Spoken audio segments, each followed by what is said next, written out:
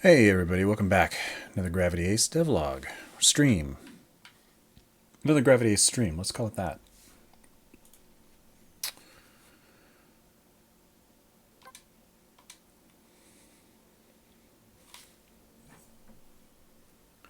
Doing a little play testing right now.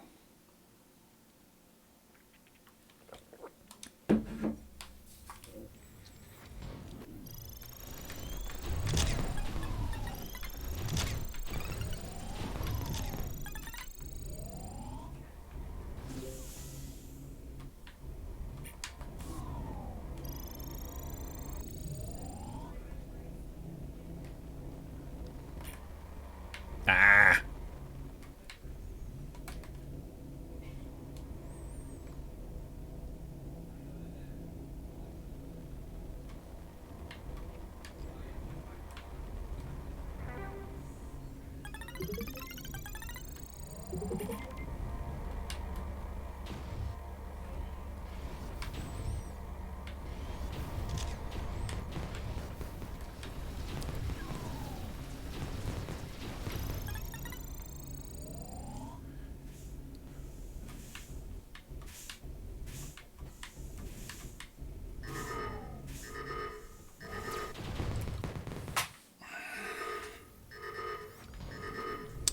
I suck at my own game.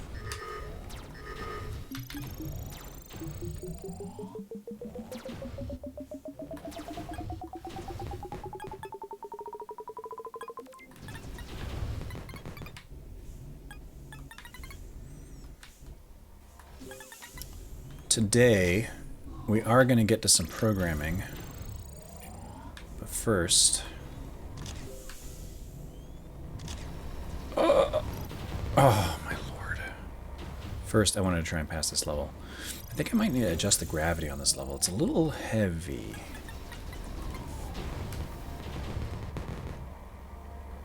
I might be out of practice. I haven't played this one in a while.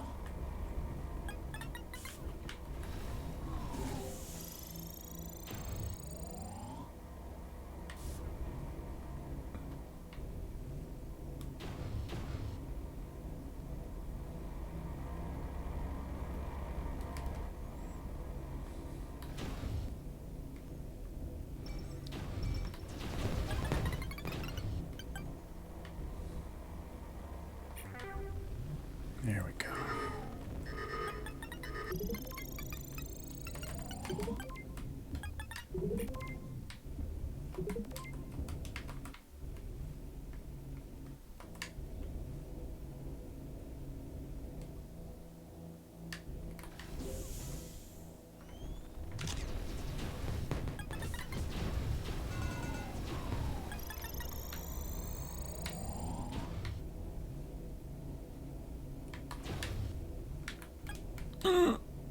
No. Oh, Lord. Do I really want this fuel? I'm committed now. Alright.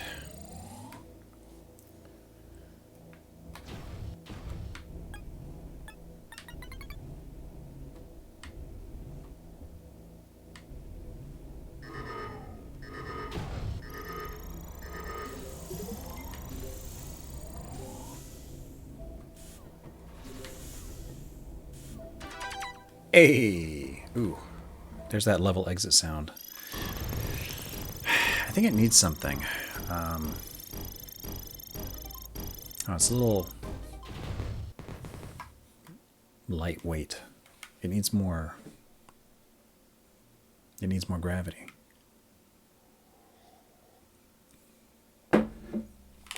Four attempts. Terrible.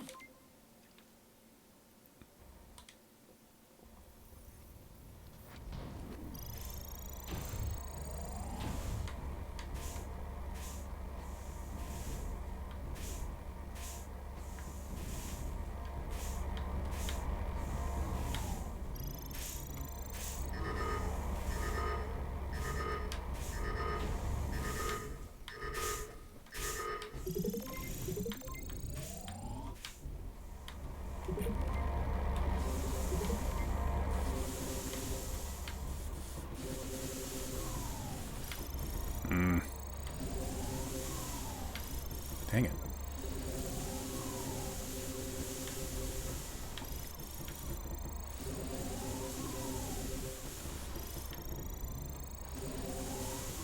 It's pretty hard to do with a gamepad.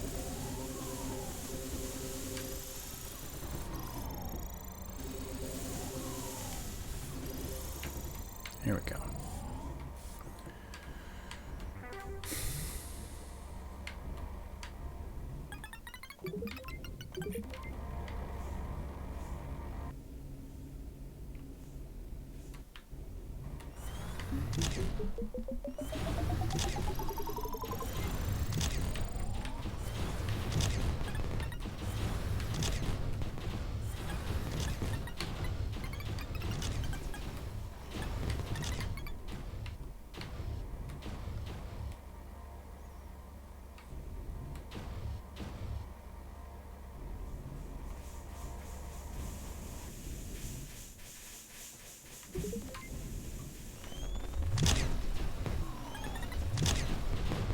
Ah.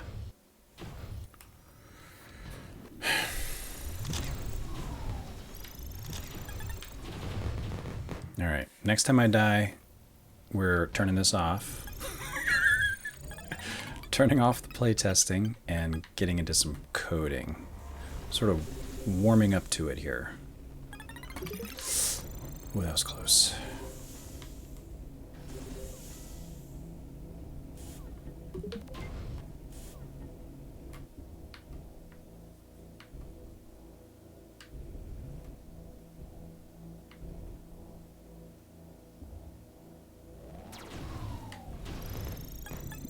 Missed those coins. Using all my fuel to get those coins.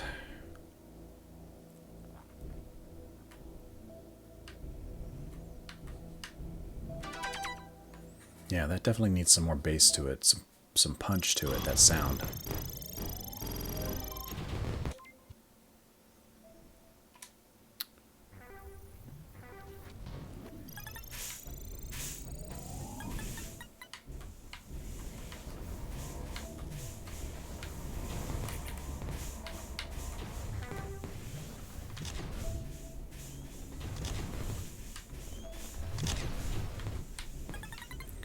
Alright, this is going to be it right here. I'm going to die.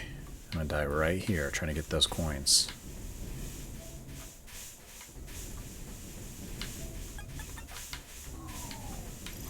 Ah!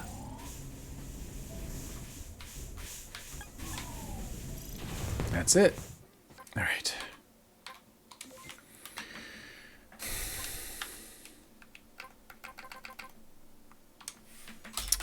Alright. Here's what I'm going to work on today. That's not it. Here we go. I'm going to do this one. So what happens right now is close that, close that. The player has a some info about the player, right? Including a username and whether they're going to submit high scores or not. And I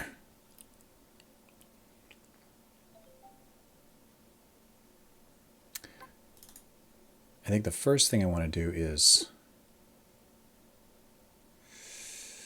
well, yeah. When you first start the game, you don't have a username.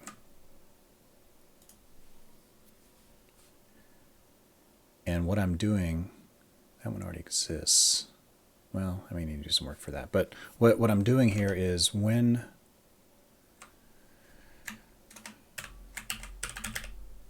server,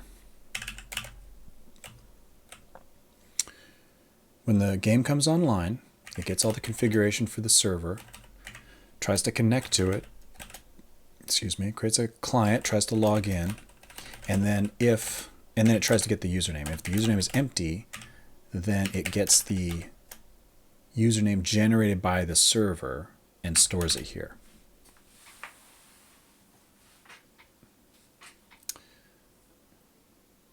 And I'm thinking I don't want to do that. What I'm thinking is,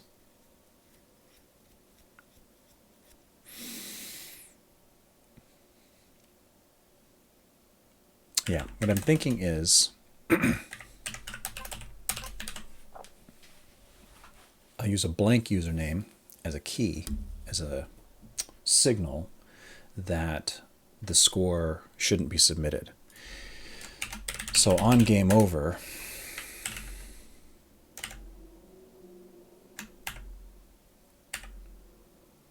let me know if that font is too small for you guys to see, but on game over it submits the score.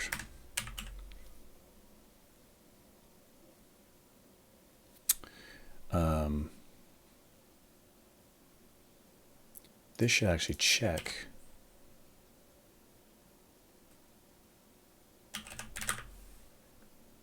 Oh, it does. Okay.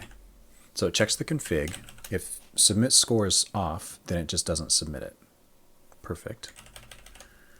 And then, so I can call this, and it'll try and submit the scores. If it fails submitting the score, then it tries again. And that can happen if, you know, their session logs out or times out or something. So it just tries twice, so we don't lose data. But what I want to do is something like if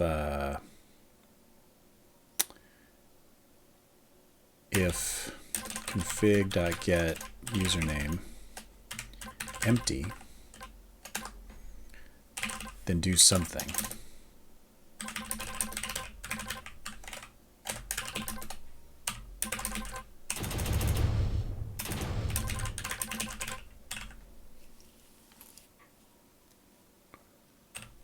Otherwise, do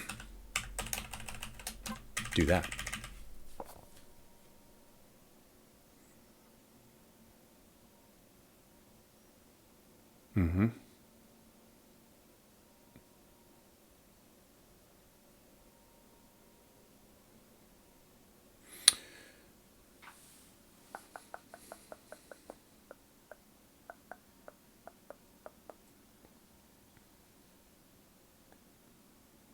So, what's the UI for that going to look like?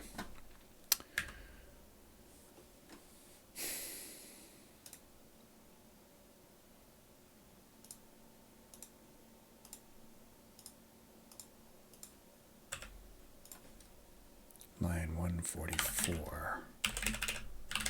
Okay.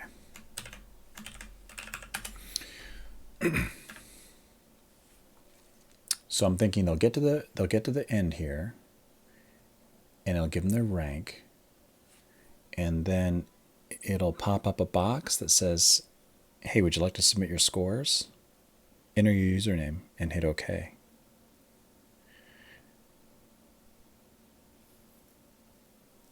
And if they say yes,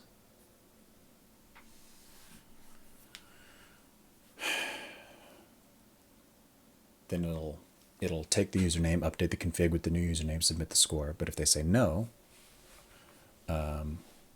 then they can turn off the ability to submit scores if they want to. So it needs to have enter your name, and also here's a checkbox: do you want to submit scores or not?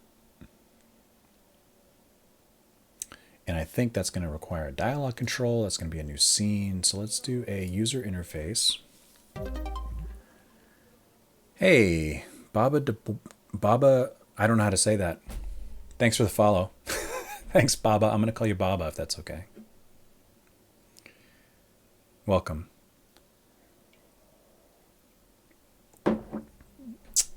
I think I just want to make this a dialogue. Some kind of pop-up. Baba. Oh, Baba's in the game. Excellent. Hi there. And welcome.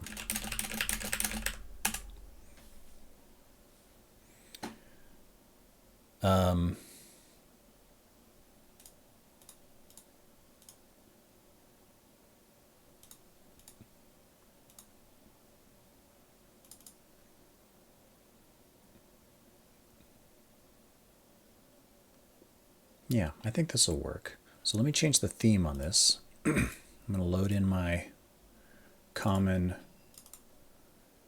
UI theme. Here we go. And I'm going to change the name of this to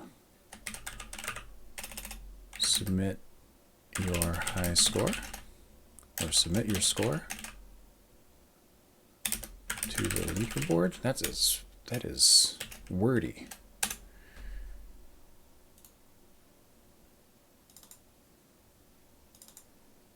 Right?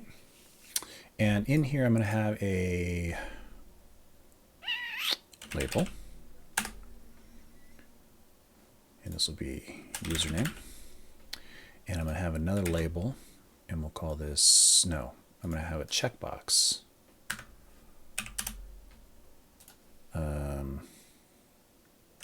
Button, I want a check button.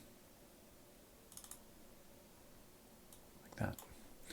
And this one will be, hey Javi, how you doing? Submit scores and username. And I need a line edit.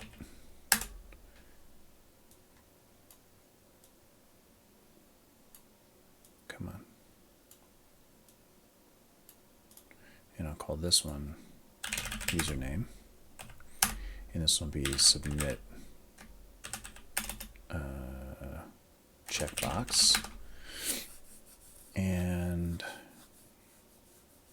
let's put all of this in a margin container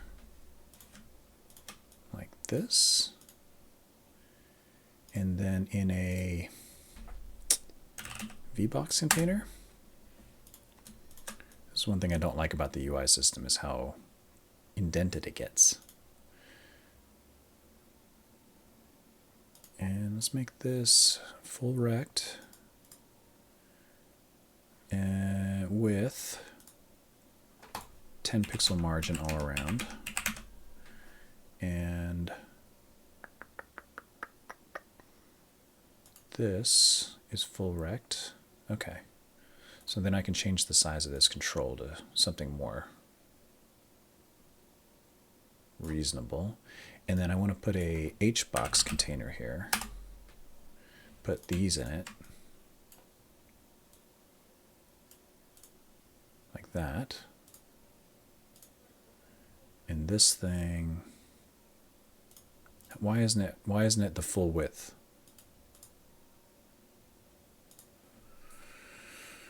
This is the full width. That's not, which is fine. And this one is also not. I think I need to change this one to be able to grow.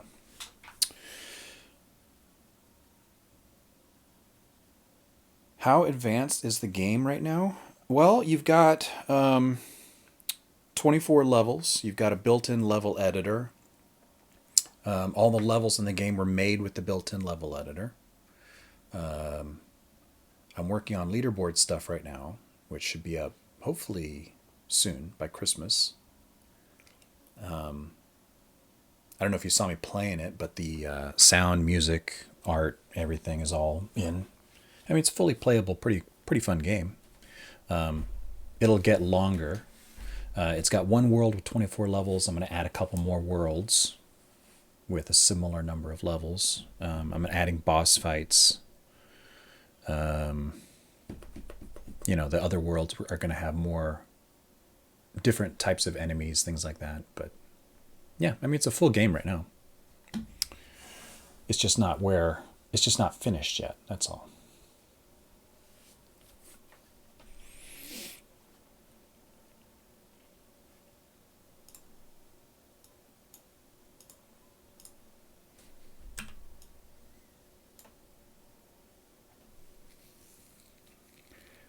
How do I make this stretch? Size, fill, expand. Hey, there we go. All right. Yes, we'll save this. We will call it, we'll add it to the game over, and we'll call it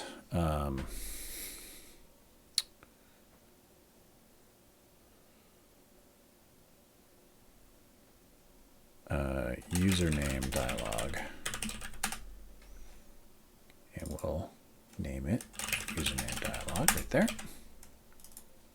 Username dialog. How's it look? Cannot see it because controls automatically hide themselves. That's what that's saying. Okay. It's fine. It's going to look like this.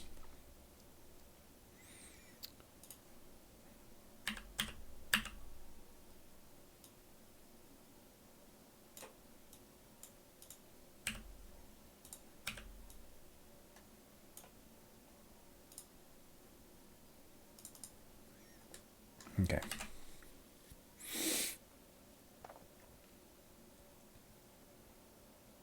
Yeah, I mean, so thank you. Lots of people are waiting for the full release. Totally cool. I get it.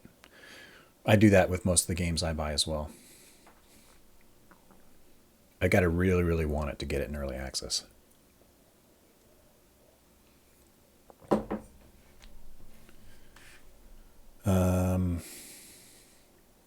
Let's make this.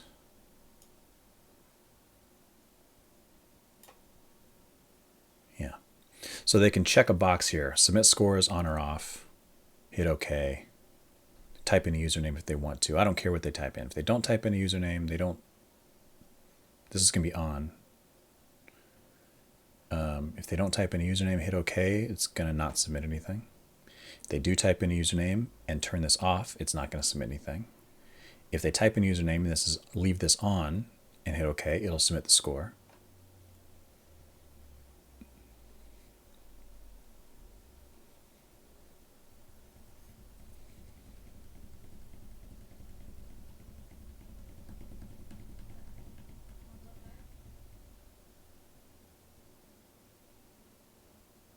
Okay, that seems to work. That should work.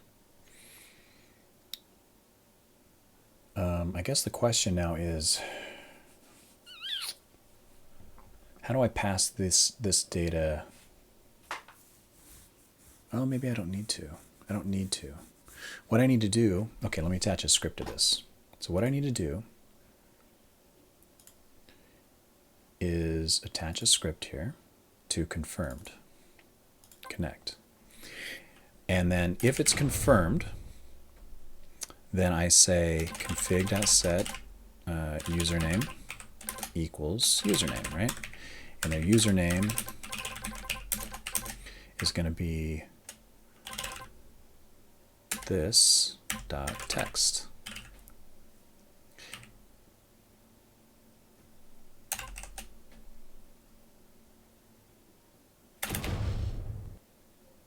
Why? Oh, can't be inferred. Can I do that? And then I just learned about this colon equals. Pretty cool. It types the resulting variable without having to do this if it can infer it. Or you can cast it like this. It's kind of just a shorthand. Pretty cool. And then that's the username. Then the submit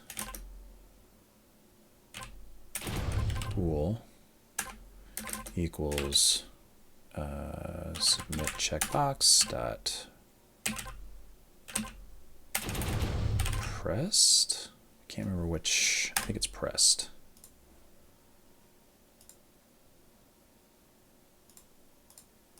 Yeah. And then I need to do the opposite here. I need to say equals config.get username and submit checkbox pressed equals config.get. What did I call that config? Submit scores. Okay. So when you get to the game over scene, it's going to set this. Yeah, it's going to set this username in the control to the username. It's going to change the checkbox to be pressed or not pressed depending on the config. And then when you save, it's going to resave those things. Or when you hit OK.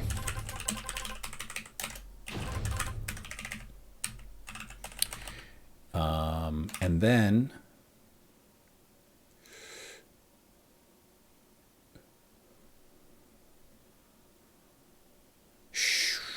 yeah. And then that's the tricky question. I did. Do you use Godot? You can find it here. It's this. I don't know why this doesn't show. It works. It shows on their web interface. And then watch for the delete.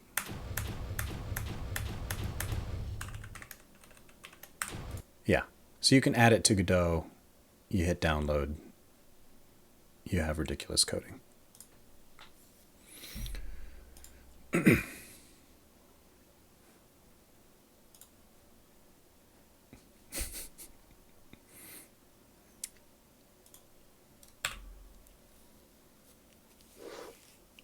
All right. So I need to add that here.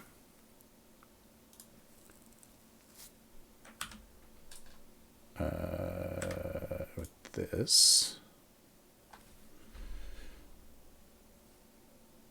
Username dialog, right? And I can put this anywhere I want. Just put it over here off to the side. It doesn't matter because when I show it, there's a method for doing that. It'll be username dialog dot, what is it? Pop-up centered. So that'll show it right in the middle of the screen.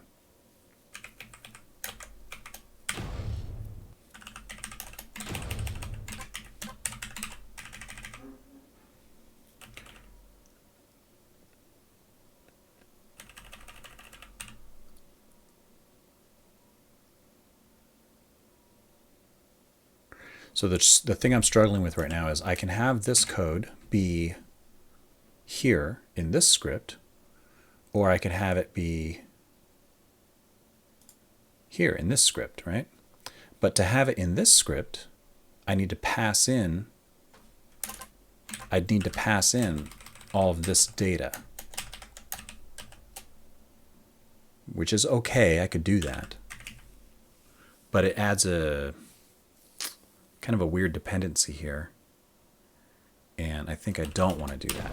So I think what I want to do is I want the code here in this scene.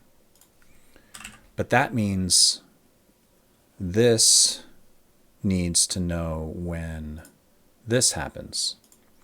And I can add another signal here, or I can connect this signal twice.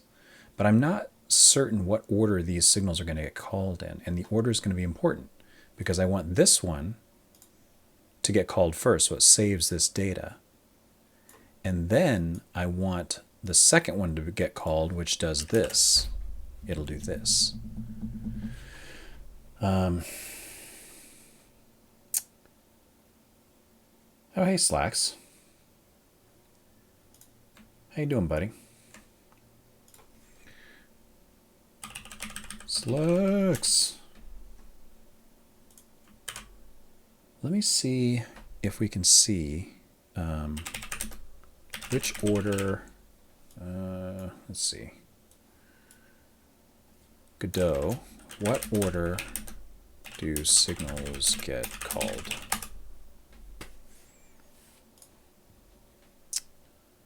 Look, this is even a recent one.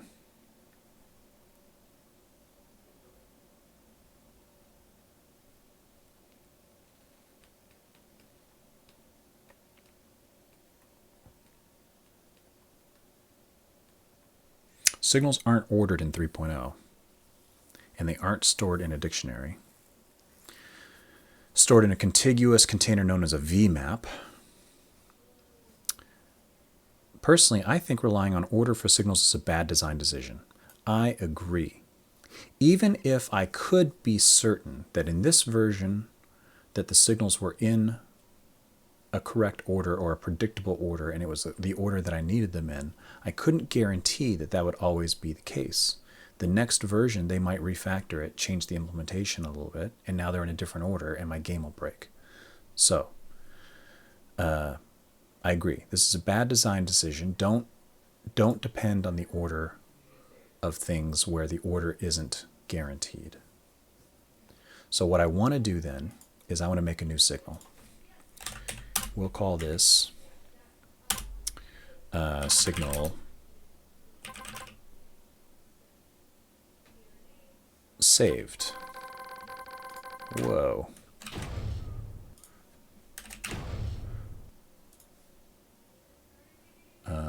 Confirmed. Yeah, all the signals are in past tense. So I'll stay in that past tense mode. So my username dialog is going to have this new signal called saved, and I'm going to emit it right here.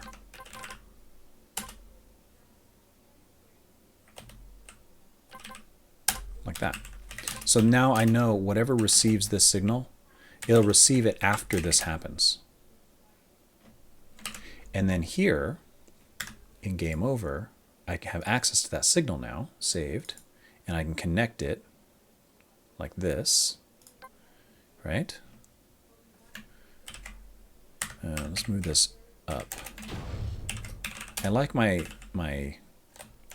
methods that have related code. I like them to be close to each other, as close as I can.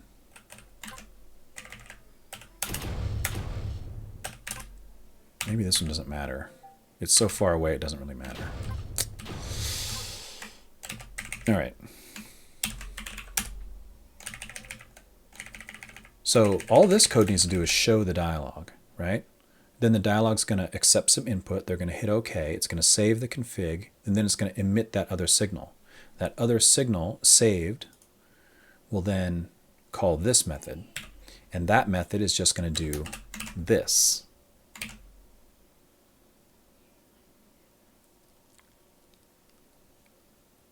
Yeah, it's just going to do this. And it will already have access to all that data because rank and stats and the current level are all here. They're top level members of this class, this control. So let me move this up here. Move it under the UI layer, because the UI layer shows above everything else. This UI layer does anyway, right? And that'll guarantee that the dialog box will also appear on top of everything else that's going on here.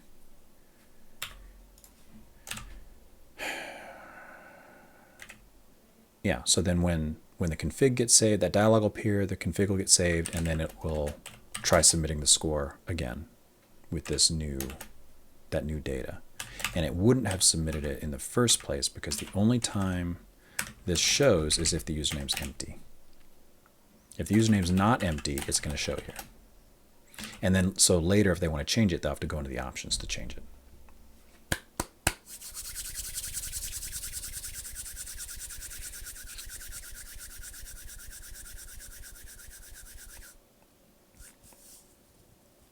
Baba.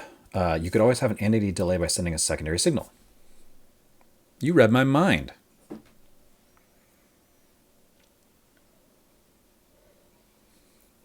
All right.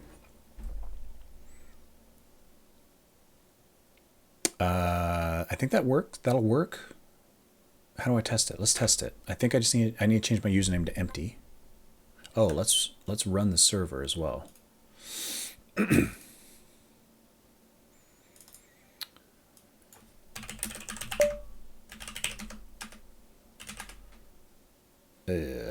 Docker compose up.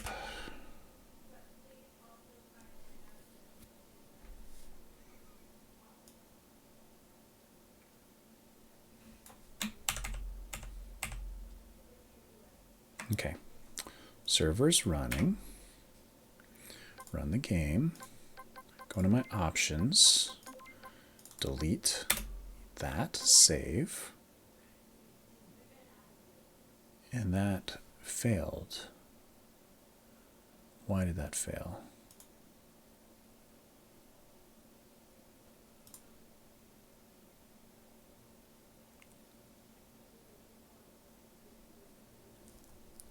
I'm using this everywhere, but I can't because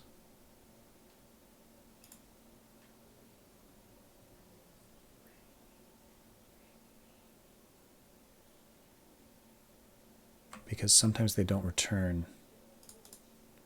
Sometimes they don't yield. Sometimes they just do this, right?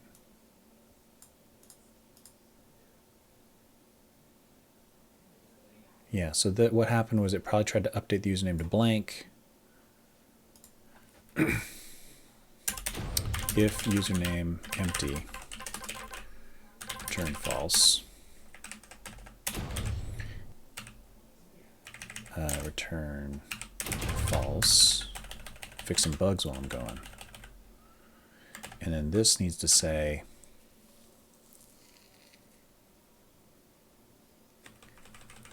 this.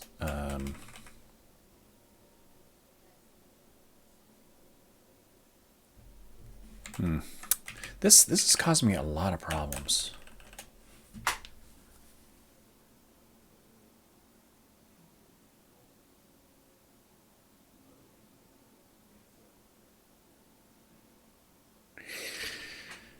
I'll deal with that later. I might refactor some of this stuff later, but what I want to do here is say result do this if OK is GD script function state, then yield.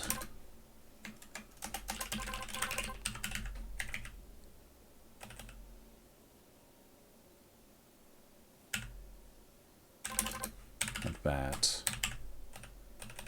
I think that'll work. Why are you wheezy, Slacks? You feeling okay? So changing that to blank should do nothing.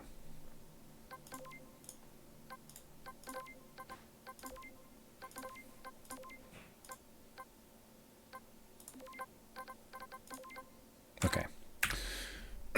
That's fine. I don't mind that it's difficult to change your to erase your username.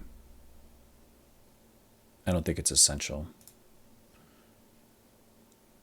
But you can by just going and deleting your settings. I can just delete that whole setting. Now when I run it, I should have an empty username. Okay, so now when I play, let's play a quick level.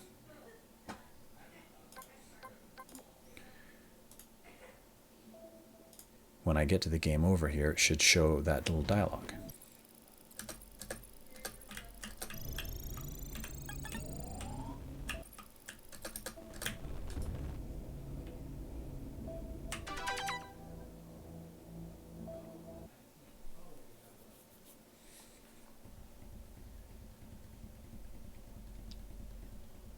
Pressed on null instance. It's not finding this. Margin container, VBox container, HBox container. Oh, it's not in the HBox.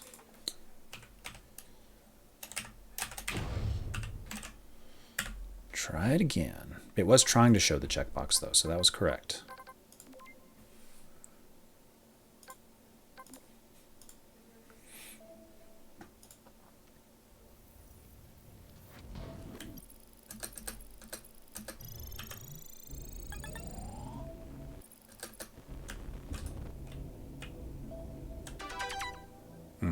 Yeah, the more I hear that sound, the less I like it. Oh, I moved it. I moved it.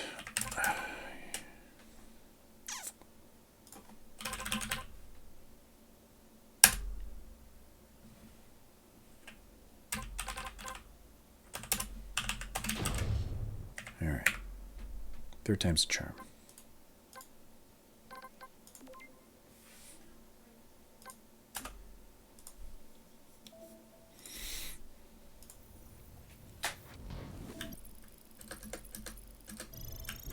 While I'm at it,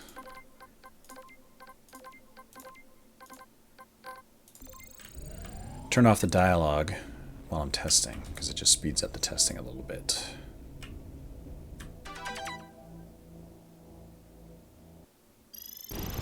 There we go. All right. So right off the bat, what I want to do is I want to give this focus. So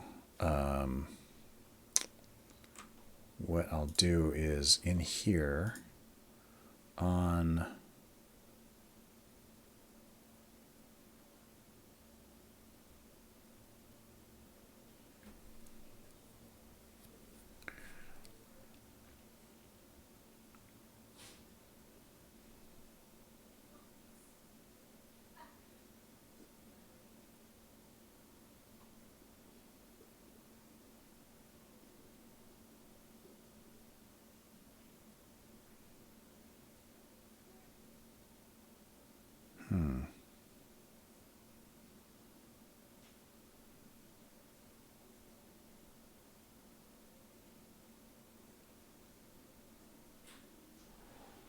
I wonder if I can just put it here and just say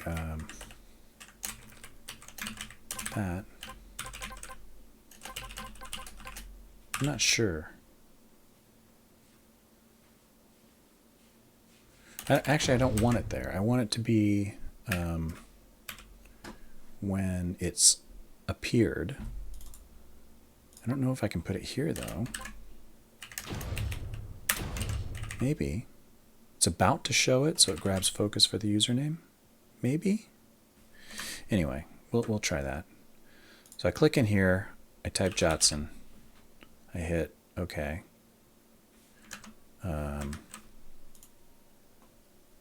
Nothing appeared to happen, but it did save my username. Submit scores is true, so those are correct. And I'm not seeing any debugging because I have Nakama turned off. I have the server turned off. Enabled. All right. All right. Let's try it one more time. And this way we'll get to see if the I'm going to delete both of those. And this way we'll see if the focus thing worked as well. Whoops.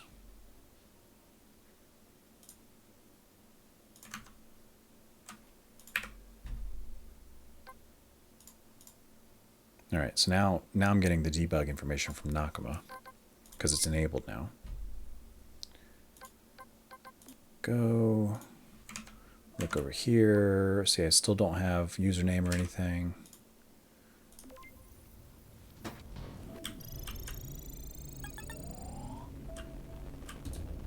Grab that, get out of here. You should see the dialog box. It did not get focus, which makes sense to me because it wasn't visible yet. And I've got a warning.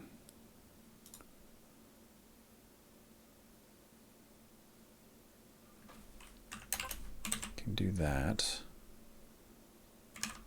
But it wasn't visible yet, so it didn't get focus. So I can't grab focus here. Instead, I'll have to grab focus maybe when visibility changes.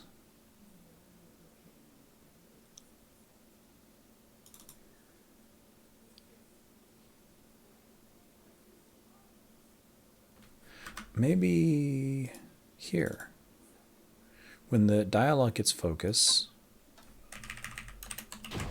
then also give the username field focus, and I can disconnect this other signal. So when the dialog gets focus, it calls this, which gives the username focus. Yeah, I think that'll work. So then I'll type in here, Jotson, yes, okay. And there I am, right? So the data got saved in the config, and we sent scores to the leaderboard, the high score and the best time for the S rank leaderboard, and they were both accepted, no errors. I think no errors. Sent the request, sent the request. Let's look at the leaderboard, see what we got.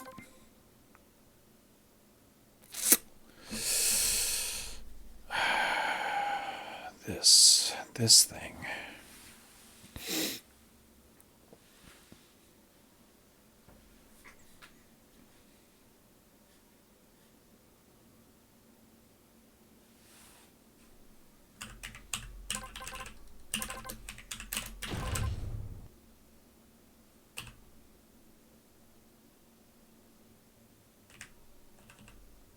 I think this needs to work in a loop because get leaderboards actually yields 4 different times. So it'll just keep yielding until they're all done. And then the last one should be a dictionary.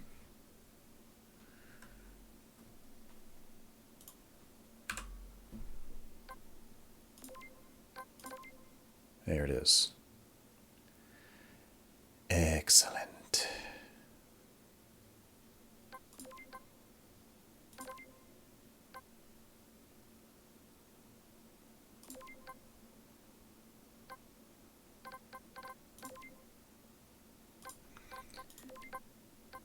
And yep. All right. Let's do a different level. Oh, let's delete my username again so we get the dialogue again.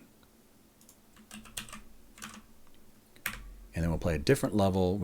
And that way we can guarantee, well, we can test the focus thing again, and we can guarantee that it actually submitted the score. Because I haven't submitted scores to any other leaderboard.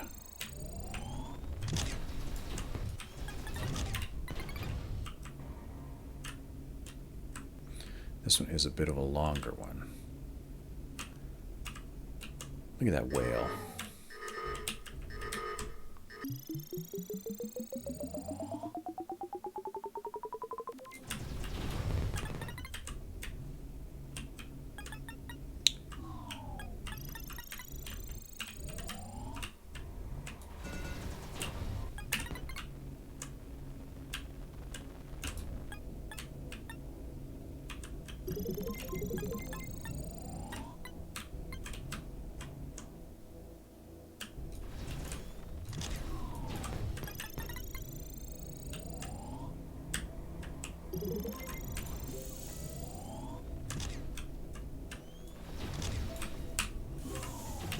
Ah ha ha.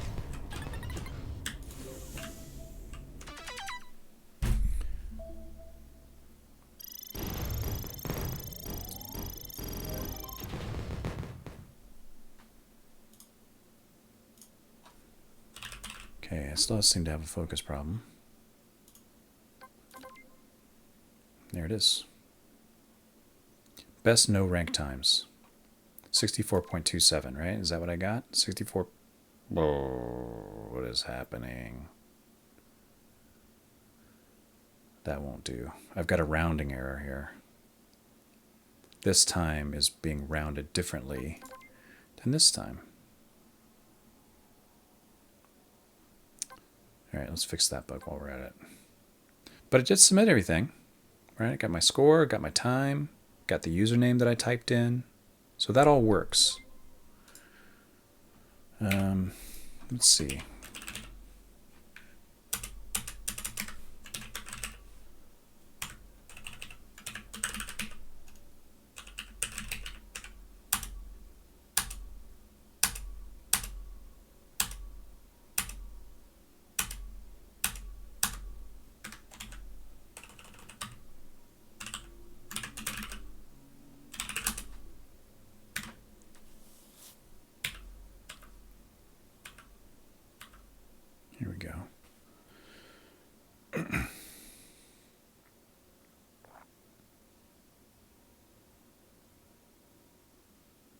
it just truncates it.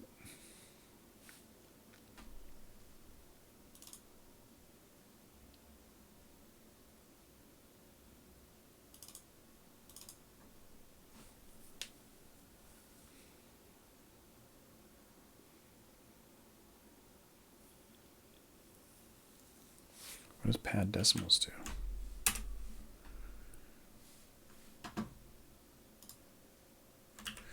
Okay, and then what does submit scores do?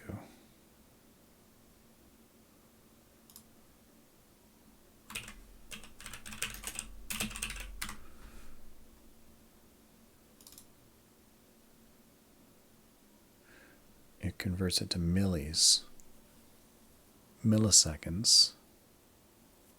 and stores the milliseconds.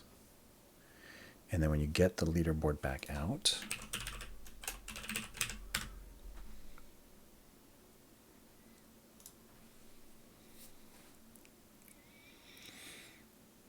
it converts it back to seconds. And when I show it,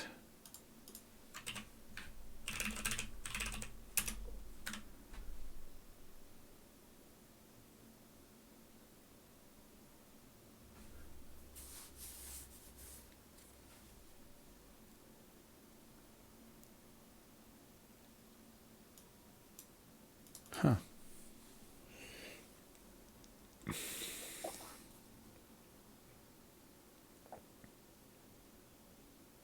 So I'm not doing any rounding explicitly, but there's some rounding happening implicitly.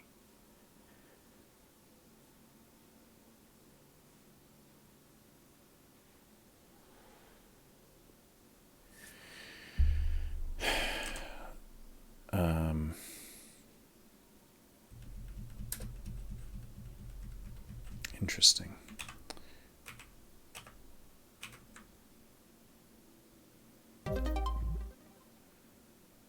Gravy. Thank you, Gravy, sir. And welcome. Or lady. Or however you want to be called. I don't know if you're a man or woman. I'm sorry. Welcome, Gravy. I too am a fan of gravy. I need some more coffee.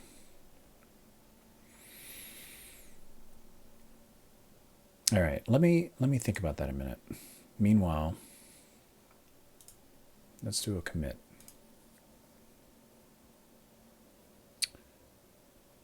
Yeah, let's turn that on. Let's go ahead and turn that on. This works okay. This works okay. That works okay. My new username dialog. Did I change options? I did a little bit. And I know I changed this a little bit. Yeah. Yeah, that's fine. And I can go ahead and just delete this code. I don't need this code anymore.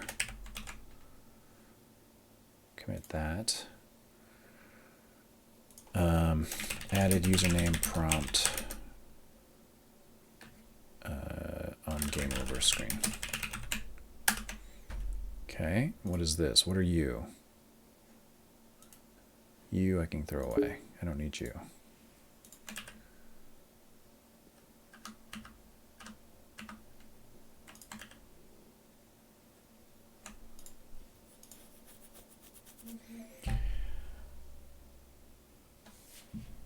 Oh, yeah, that was Git.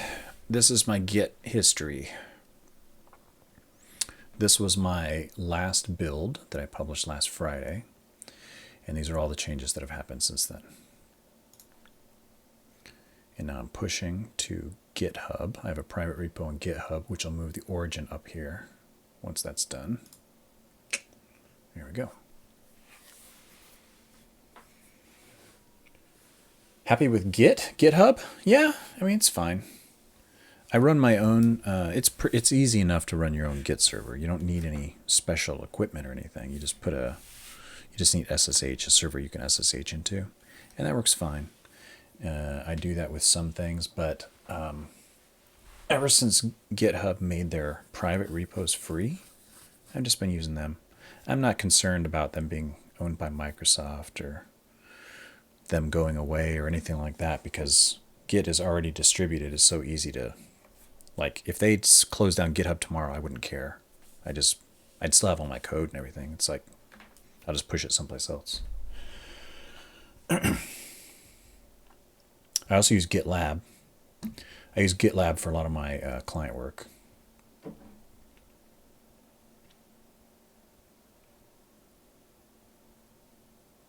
Yeah, I mean, whatever.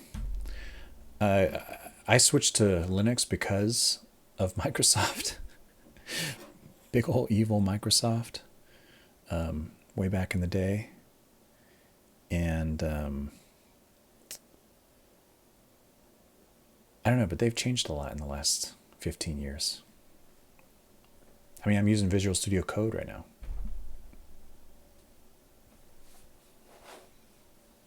Oh wow, you're in it longer than me. I only went full-time Linux in like 2006. And that was because I had it. I'd had it. I think the last Windows update I did in 2006 basically accused me of being a pirater of their operating system. They're like, hey, we need to install this software to make sure you're not stealing from us. And I was like, I've had it. I'm not going to jump through these hoops to prove that I didn't steal something that I paid for. And I uninstalled it that day and just wiped it clean and went full Linux. I don't know if they still do that, but it just annoyed me. That was the last straw.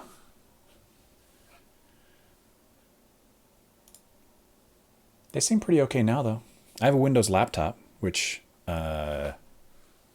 is okay. It's okay. I think I'm going to replace it with an iPad. Not that Apple's any better.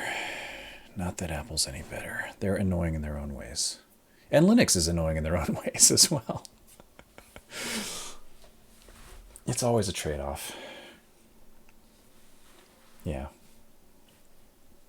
Exactly. But for the kind of stuff I do a lot of web development. I do a lot of server setups. I use SSH all day for clients and stuff. There's no better environment for doing web development than a Linux machine. Just hands down.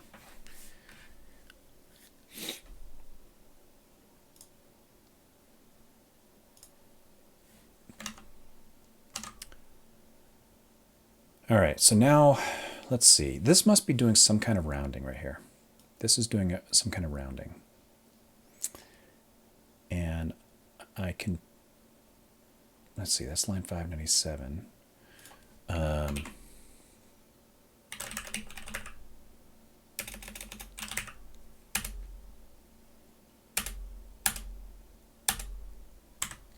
This needs to do the same kind of rounding, and it's doing something slightly different. Where was it?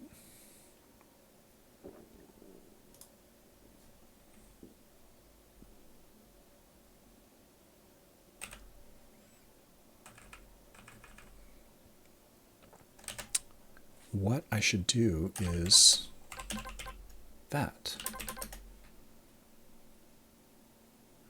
That's line 331.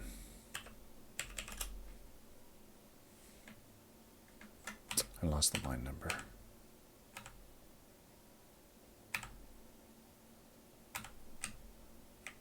I should do something like this. I should do the same thing.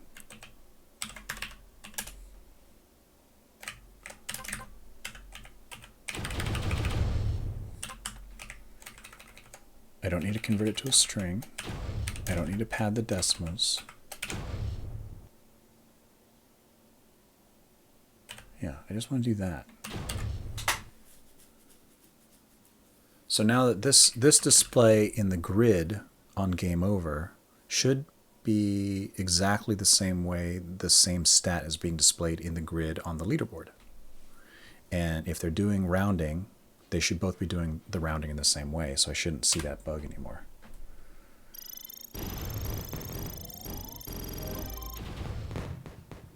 34.00.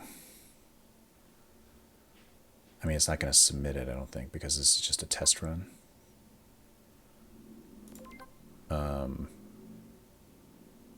Yeah.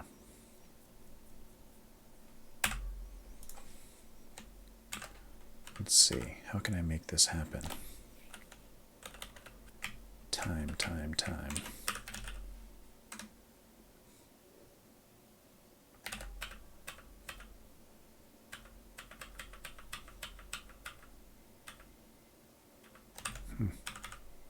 'm not doing a debug of time.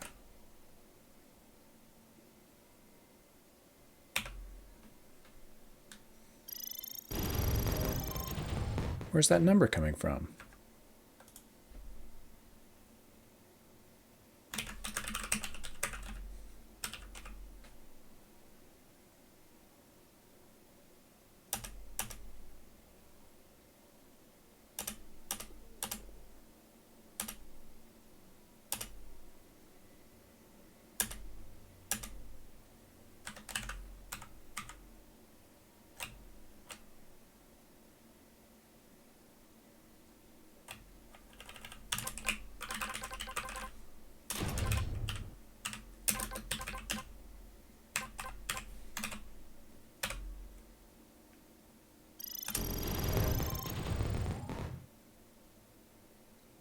.10,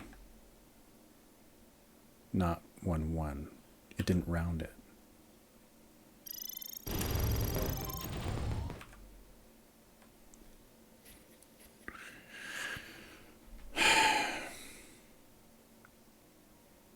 This is a tricky one. I'm not sure how to test this one.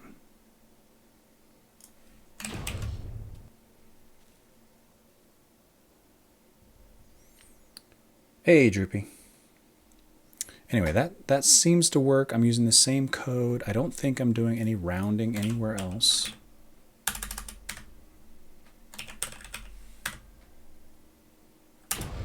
Oops. I'm converting it to millis and then an integer. So that's actually just truncating it. 34.105 would become 34.105. 34.105.6 would become 34.105. 34.1056 would become 34.105 because it's just truncating it here. Pretty sure this just does a truncation. And then when it gets the scores back out, get leaderboard.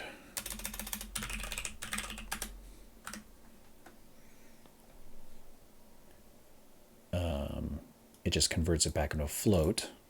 So 34.105 float 0.0 divided by 7 becomes 34.105 again. And then when I redisplay it, who just did that? Slacks.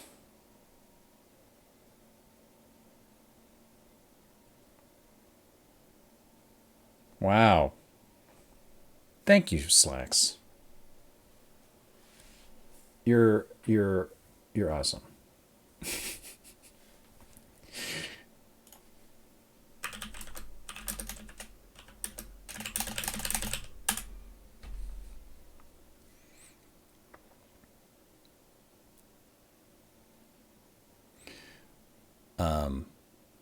So yeah, this should convert back into the float again, and then when it gets displayed,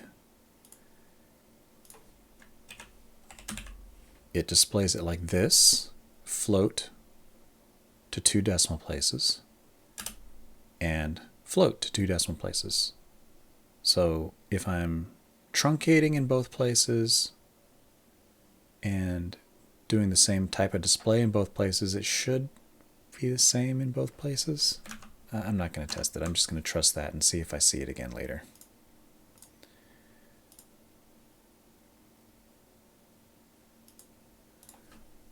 Fixed rounding error in time. All right. I'm just going to trust that that works. We'll see. If I see it again, then I'll readdress it. If people complain about it, I'll readdress it. If nobody complains about it or I don't see it again, it doesn't matter, because that means nobody cared. Or it's fixed. Either way. Either way, I don't need to deal with it. So, all right. All right, so we did that. We're not going to do that, but it's fine. We did that, and we did that. That works. Done.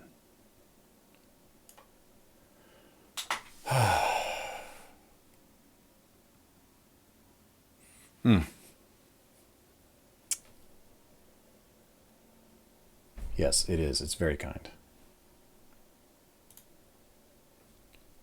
All right, now back on the attack.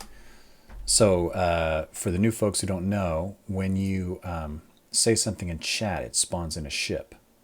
And then the computer controls the ships, and they fight for 3 minutes.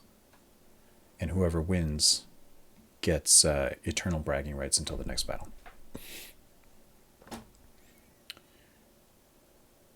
All right, laser broadcasting. Let's go ahead and try it. Close this.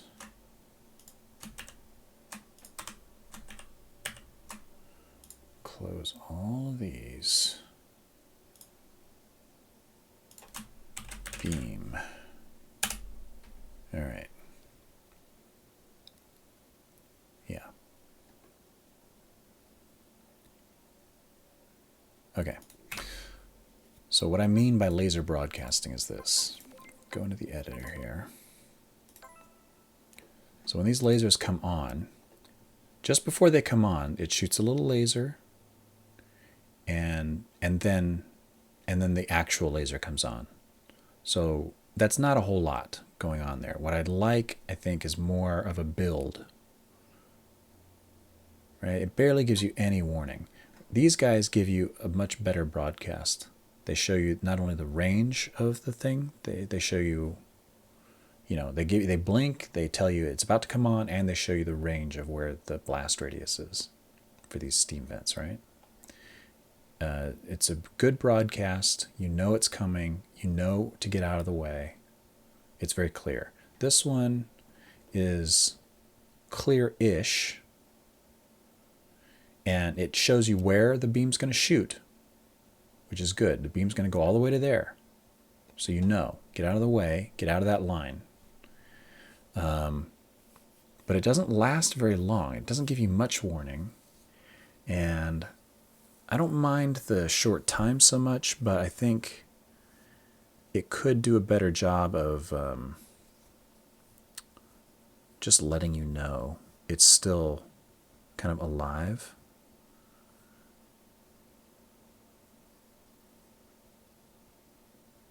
I think part of it is the glow and the particles. So see these particles here? I think the particles could come on when the sighting laser comes on. And then I think I want some kind of glow that builds.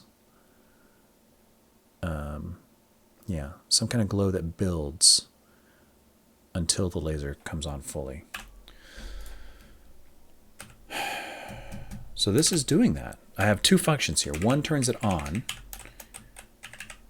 right? So this API says to turn on the beam, you call this method. And then it starts turning on, but there's a little timer. And then it comes on for real when the full laser comes on.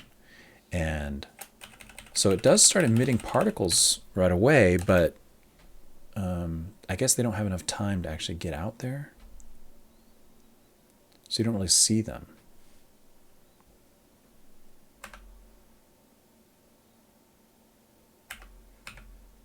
Let's go back into that level and look at those again.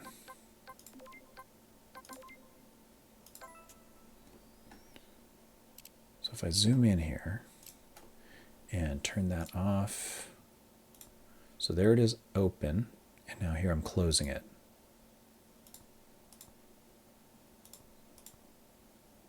Yeah, I'm just not seeing the particles being emitted, and then they just suddenly seem to appear. I think they might be...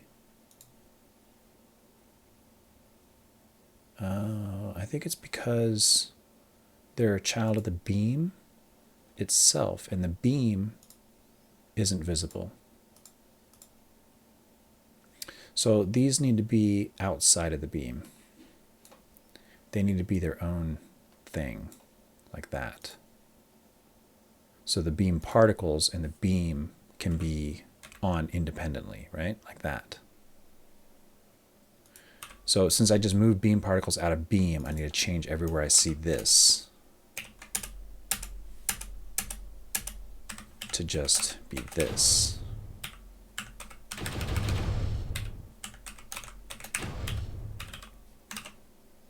All right, let's look at it now.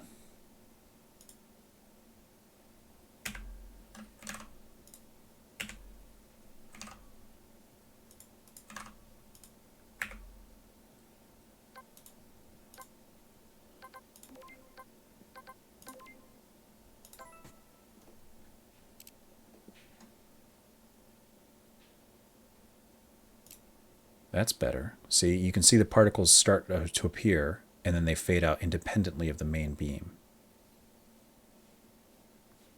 That's better. That's better. Yeah, I like that. That's better.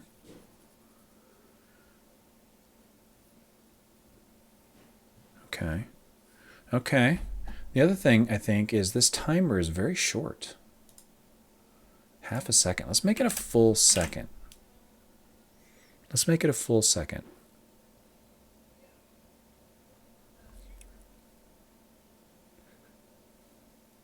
That's going to change the timing of these beams a bit. It'll make it a little easier for the player to squeak through because they're going to have an extra half second. So this is going to have ramifications anywhere where there's a laser beam in the game. That's why I'm a little leery about changing it, but let's just change it and see how it looks. Right, so now it comes on. And then it's a full second now before the beam actually appears.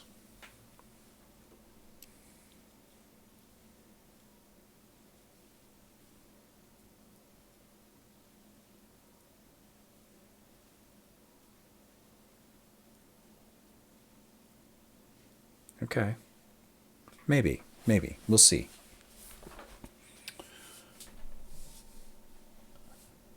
Hey. I won.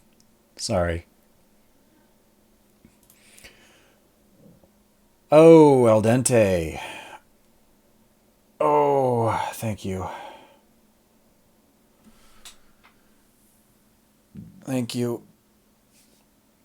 I've been trying to sit back in my chair, you know, with my armrests were up.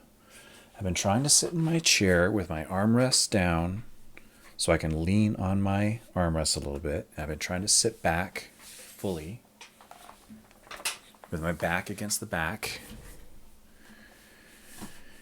and not slouch, you know, not be doing this. Oh. Not be slouching all the time, hunched. But I fail. I fail at it. It actually kind of helps to have the microphone right in front of me because I can like put it real close to me. It forces me to be back. But I do need to stretch.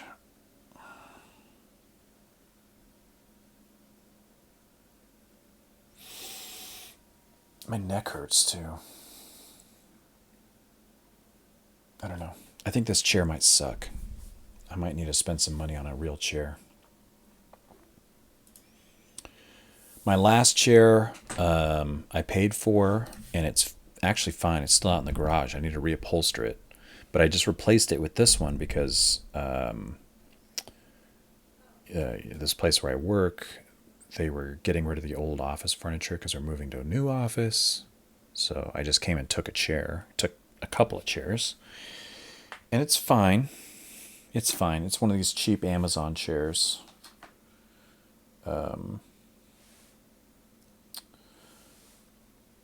I do kind of like it because it's got a nice vented back and The seat is also mesh and vented. My old chair had a padded seat. But I think this chair, the back isn't vertical enough and it doesn't really adjust very well. And then it doesn't have a headrest, which would be nice, I think. Yeah. Anyway, thanks for the stretch.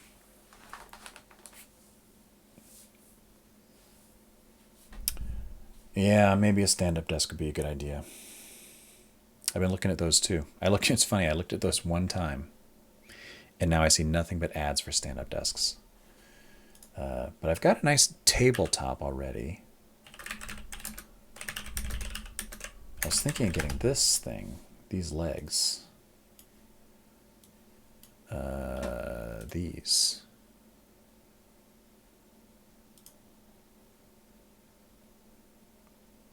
I kind of like the idea of a crank because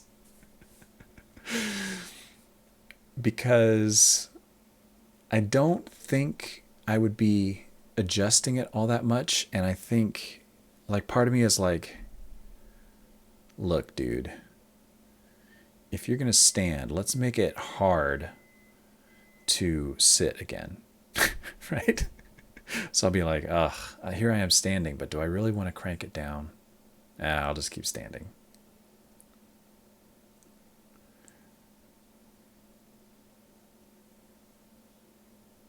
Energy saving, environmental protection, unplugged,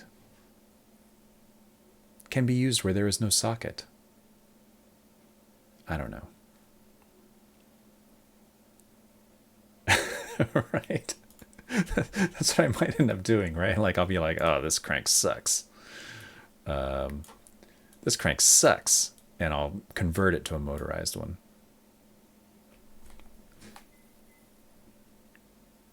So yeah, I've seen these too, right? There's another one, I can't remember the name of it.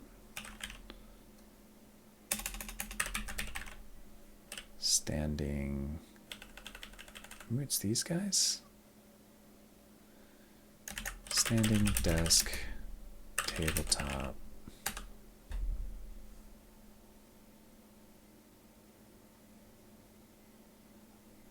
I don't know. There's another company that makes something like this where it goes on top of your desk. That's actually pretty cool. My problem here, though, is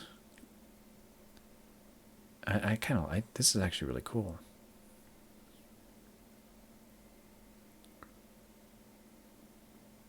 It's cute. I like it. It's designed for a laptop or a single screen, right? I've got two screens here for one. That's a problem. And I'm against a wall. So right in front of me, right behind the camera here, I've got a wall. So I could just upgrade the whole shebang, right? And get a cool monitor arm, attach it directly to the wall, and I could adjust the monitors up and down to any height I wanted. And then get something like this for the keyboard and the mouse, right?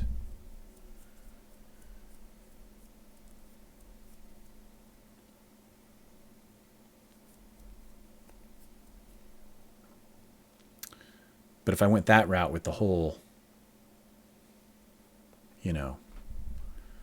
monitors thing, I need to get new monitors for one. I kind of like the idea of just getting new legs for the desk that go up and down and just raise the whole thing, because there's a lot of stuff on my desk, and a system like this, you can't lean on it, right? You're not going to put your elbows on this thing.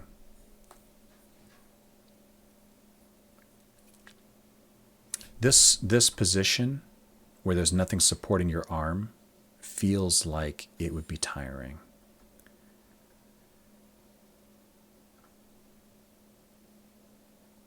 I don't know. I think for now, my strategy is sit until I get tired and then get up and go do something else and then come back. I think part of my theory here is, if you're too comfortable, you're going to sit in it too long, more than is healthy. And you don't want to be sitting in it too long anyway. This is me overanalyzing things. All right, so look, back to this. So I fixed the particles. That's actually was pretty easy. I like that. I think this is the way the particles were intended originally, and somewhere along the way I put them as a child of the beam and screwed everything up.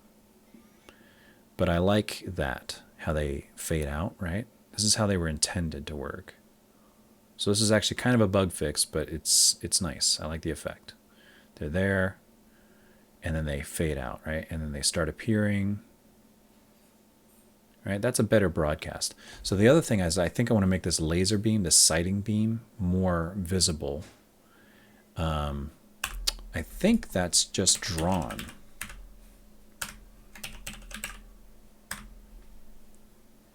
Pointer. It's not.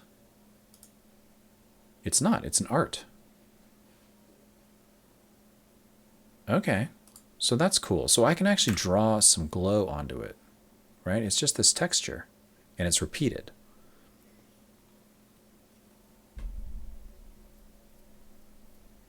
So I can make it more visible by adding animation to it, and I can give it some glow. Right now it's just a little red line. All right, let's see. Open. It's going to be in the lasers, in the gates. I call the lasers gates because they block you, right? They're like a gate. They open, they close, they let you through, they block you out. So I should have a pointer in here. There it is. Yeah. So I can add a layer, and I can take oops, like that, and I can blur it.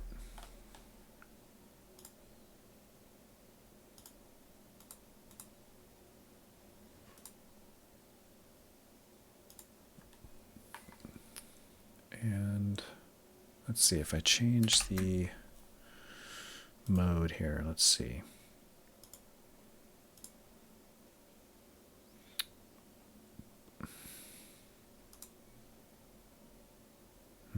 See, by changing it to addition, it increases the saturation of this layer underneath, so it just stands out more. Whereas if it's a normal, it kind of gets a little lost in there. If I change it to add again, right, that center line just stands out a little bit more.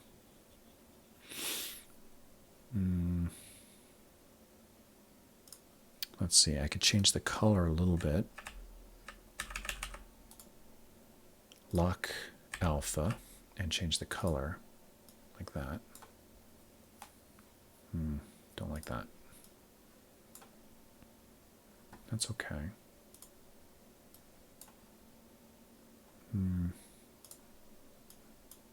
No. No. Let's do that. Let's do that for right now. Let's just see how that looks.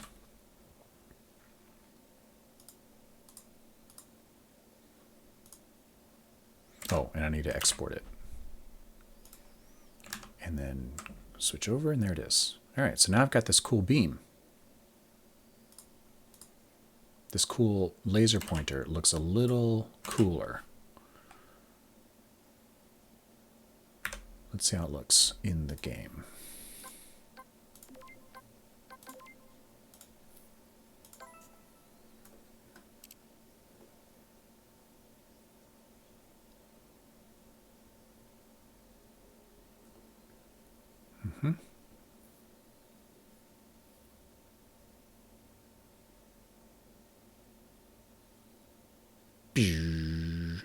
And now I think I want this this glow to like vibrate a little bit.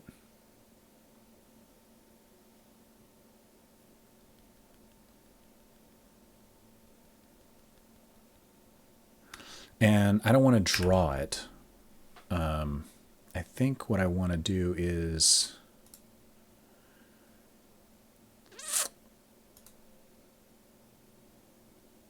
so this texture region has a width and a height, right? 64. So I think this height I can affect by changing the scale, right? Yeah.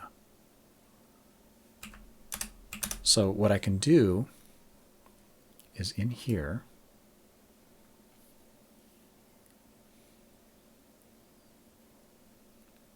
do I have a process? No.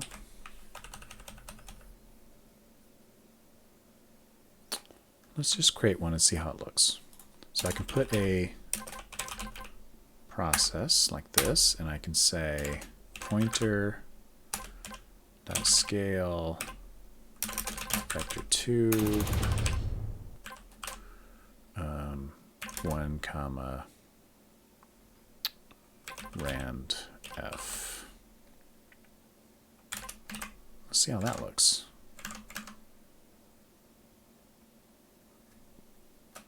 Did I? Yeah, I turned it off.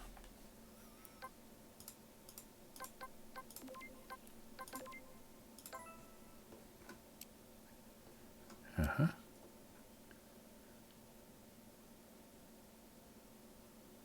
Why isn't my beam coming on?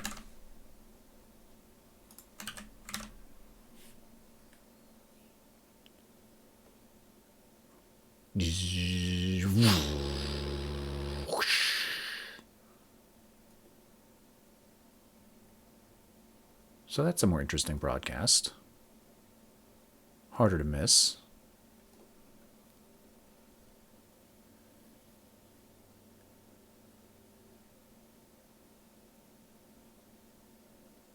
So because I changed the timing though, this beam doesn't stay on for as long. It stays on for a half a second less. So let's play some levels where that comes into play and see how it affects the gameplay.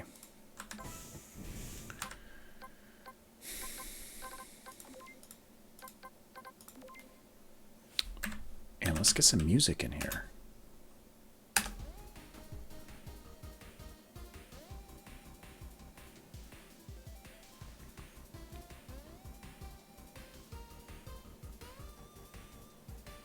This one.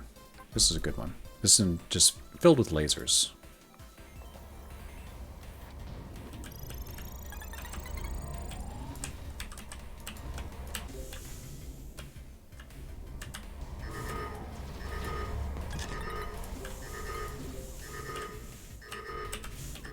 Okay. I mean, that feels about the same to me as it did before.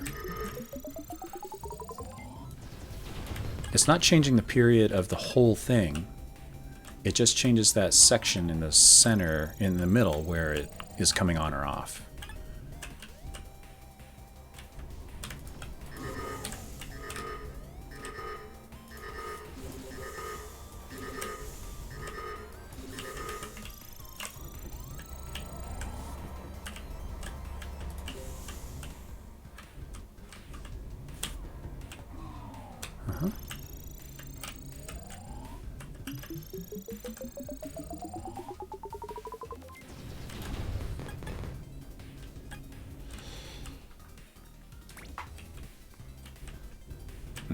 That reminds me, I want to do another thing.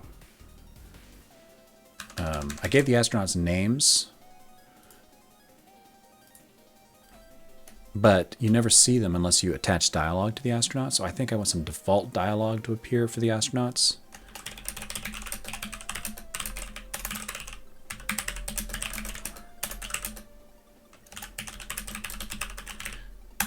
So some of the default dialogue will be, you know, like I want to add some character to the game without having to wire up dialogue to every single astronaut. I just want to place some astronauts, and if they say something, cool. And if they don't, then they don't. And if there's some dialogue already showing, the default dialogue won't erase it. So any player-placed dialogue will take precedence. But if there is no dialogue showing, there's nothing on screen, and you beam up an astronaut, I want them to say something. So, show some dialogue for astronauts if no other dialogue is currently shown.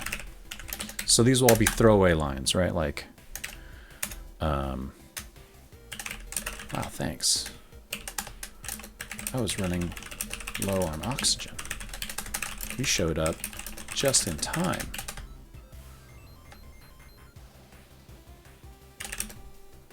Oh no, I left my lab experiment running. Got anything to eat? They're kind of a way to introduce a little personality, a little comedy into the game. The astronauts that I do have wired up to dialogue do say some things that are kind of funny. That's a good one. Did you bring any coffee?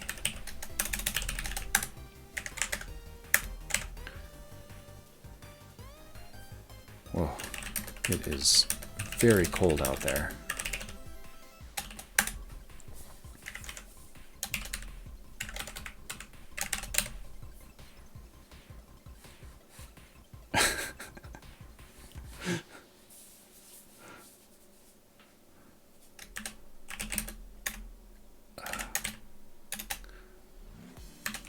Quick, where's the bathroom?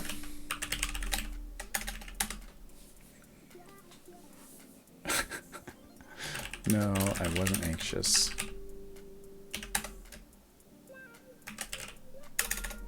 Is this thing insured?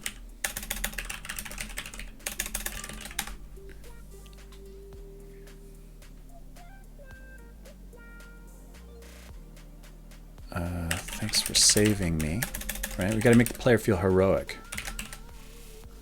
You saved me.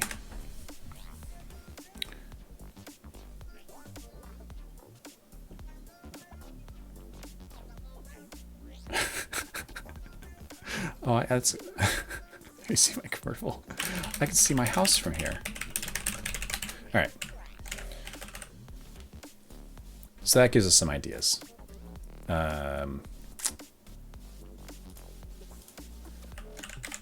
That one will be fun to add. We'll do that one next. All right. So I think this is going to be okay.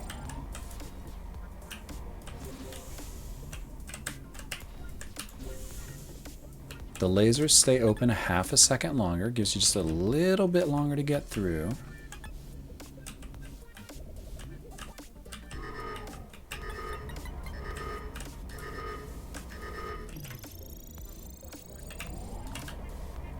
Get up there.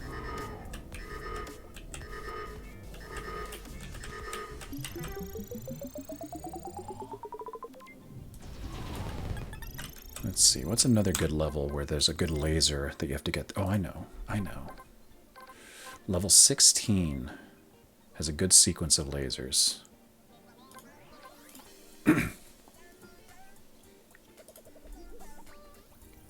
This is pretty neat. I optimized this one a little bit so that you can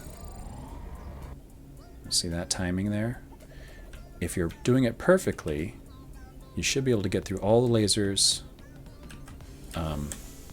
Oh, see, I'm not doing it perfectly. Yeah, I'm not going to make it. There we go. Oh. That was pretty cool. But I'm not going to make this next turn. I'm going to have to wait here, I think. If you do it perfectly, you can get through here without waiting. But I didn't. So now I have to zip through, and then I should see them turn on. Yeah, that works. That works. I'm seeing a problem here, though. See how they're not reaching all the way to the edge? I think I noticed this earlier. in here, the default scale is 1.01. So it goes just a little bit further. And I think I need that. That's intentional. So this needs to be... What I'll do is do pointer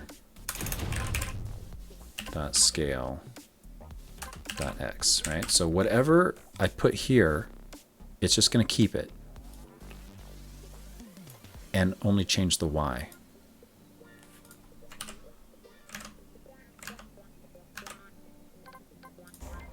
Let's see if that fixes it.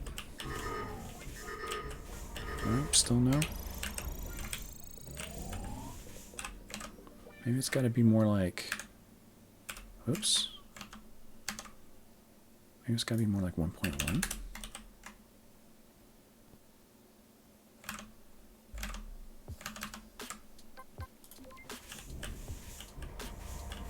Still not.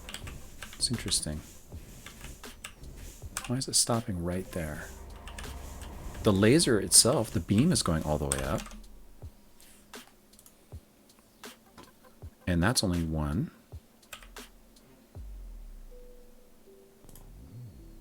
Why isn't the pointer going all the way? So the pointer should only need to be like that.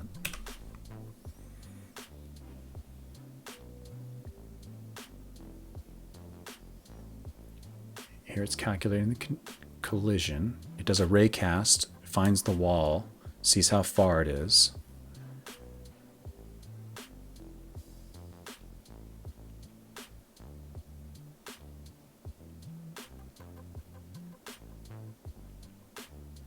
This is moving the sound effect, so it comes from the middle of the beam. It changes the beam and the pointer to be the same length.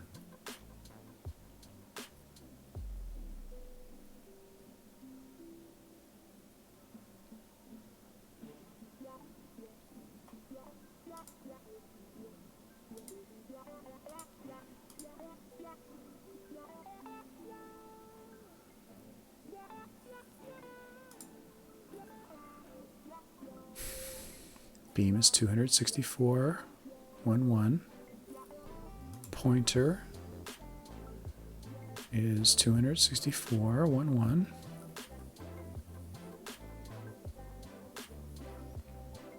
Oh, I see.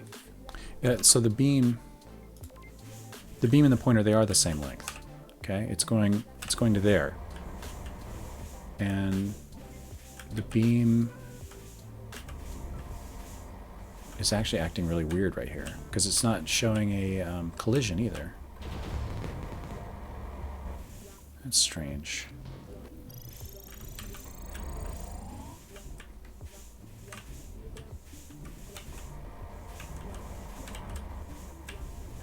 Does this one work okay?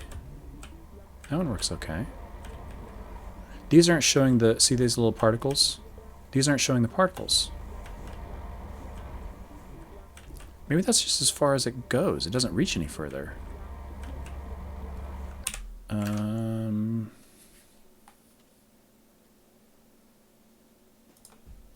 long is this raycast? Only 400 pixels. Let's change it to 600. See if that fixes it. Yeah, it did.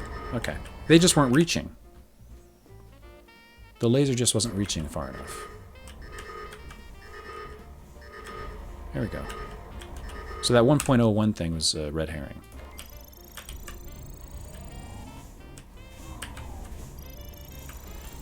All right, let's try this one more time. I'm going to try and get through there in perfect timing.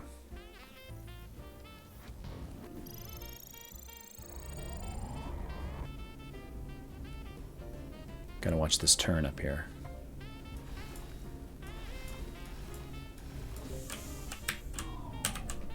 Oh, I got it. I got it.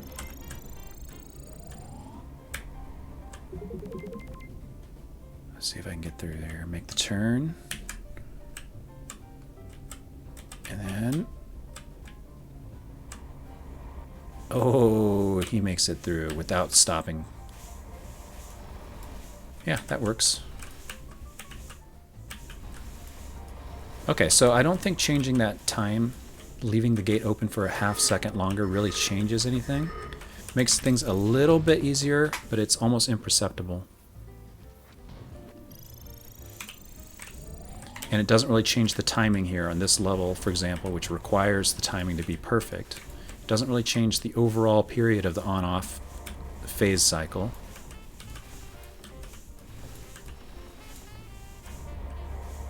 And the broadcast of that laser beam looks a lot better. You can see the particles start, and then you can see the particles fade out, and the pointer has like a nice glow to it now, and it's a little animated, almost like it's blinking, so you really notice it.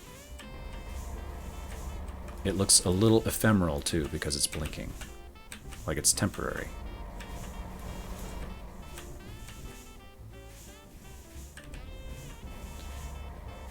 Maybe I shouldn't do it with a blink though. Maybe I should do it with a...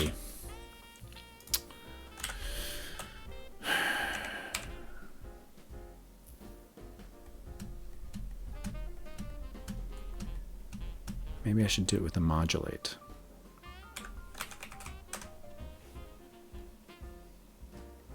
Pointer.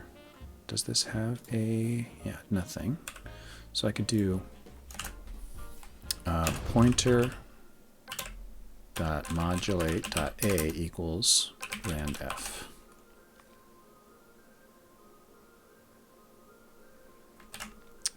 Rather than the scale of it, it'll modulate its alpha, so it'll kind of fade in and out.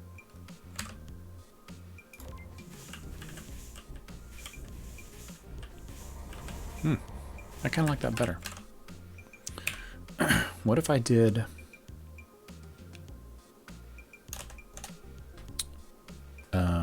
rand f, no, round rand f. So now it'll be either 0 or 1. No in between.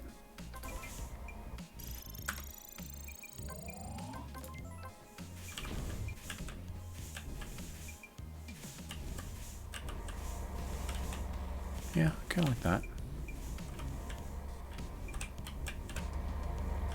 I like that better, I think.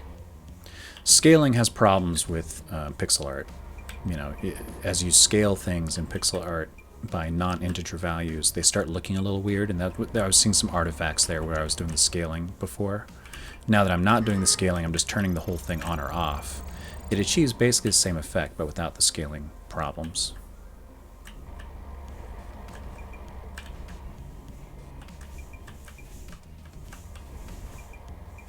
Yeah, I like that.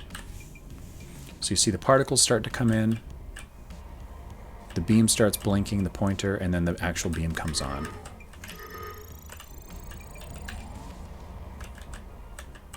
Let me just land. So then you can see the particles fading out, and they'll fade in, and then they'll go away.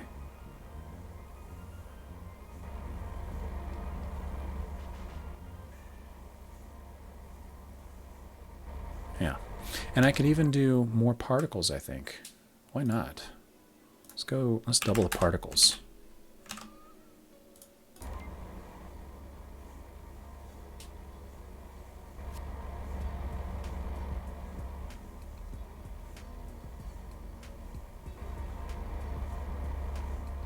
Yeah, I dig it. Okay, that's done.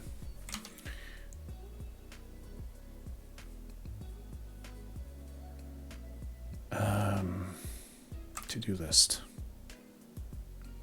Boom.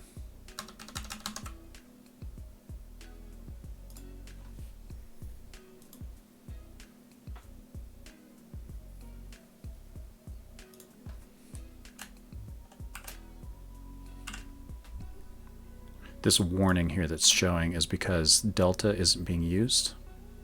So if you have an unused variable, you can put an underscore in front of it, and that tells the compiler basically, ignore that. I know I'm not using it. I'm not using it on purpose.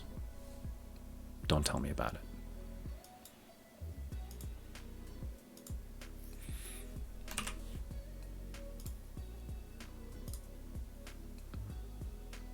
Right, I increased the length of that raycast. So now my laser beams can reach a little further. That's cool. And I updated the pointer art, and I changed this level a little bit, but I'm going to throw that away because that was unintentional.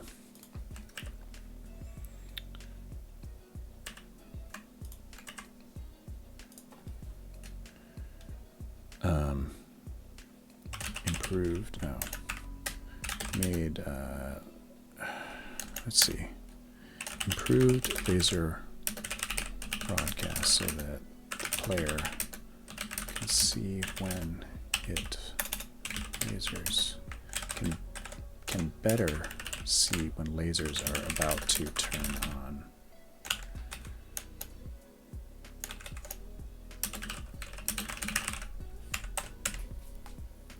Yeah.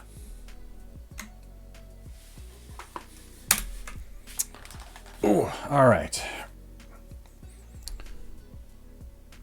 Now, those are cool. Let's do a fun one. Default dialogue to astronauts who don't say anything. Will this one be fun, or will it be horrendous? I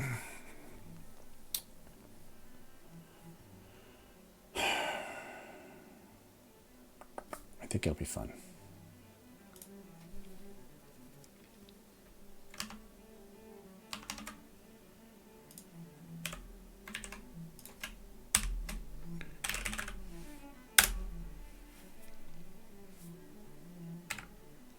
So this guy, these are all their names.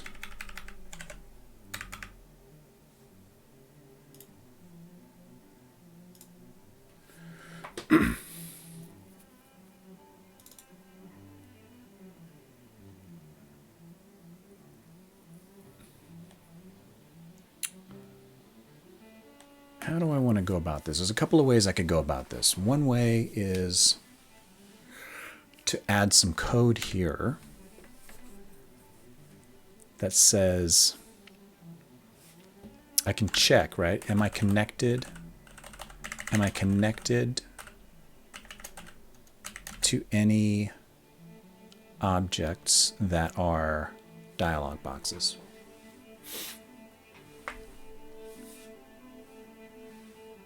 Embark is a signal that happens when they actually are beamed up versus destroyed when they're killed. So if I can check here in this embark function, which emits the signal, I can say, look, if there's no dialog connected,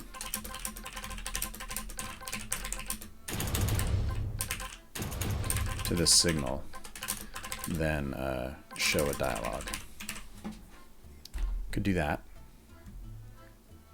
The other place I could do something is in the editor here during level load.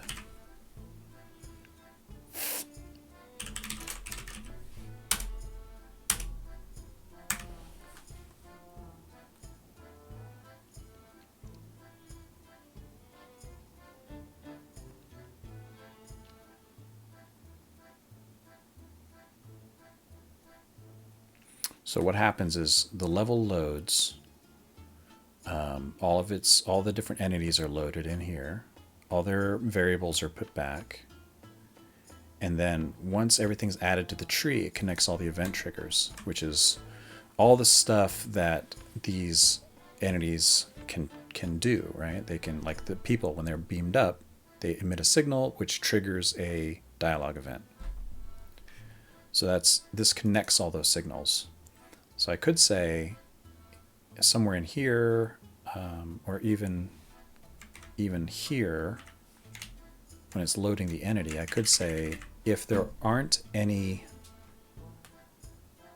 event triggers, if it's a person and there aren't any event triggers for embark, then add some artificially. Could do it right here.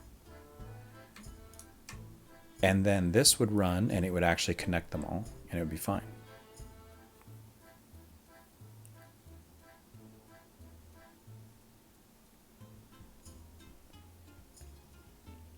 Or I could do it here. Or I could put it here. I think it makes more sense to put it here. Because I don't want to put it too far away from the person. Like, I don't want to have the person doing something and it's mysterious to me where that actually is happening. I'm trying to think, if I had a problem where if there's some bug with the dialogue popping up for a person, where would I go looking for that code?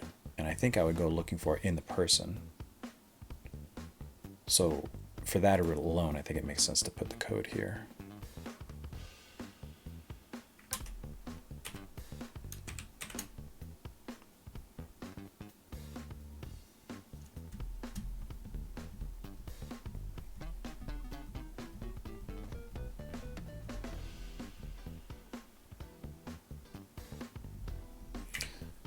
If no dialogue is connected and no dialogue is currently showing. So these are two things, right? One, I need to check, is anything connected to this signal? And I need to check globally, is there any dialogue showing in the level? And if there's not, then I can show a dialogue. But that means I need to generate a dialogue tree on the fly for the astronaut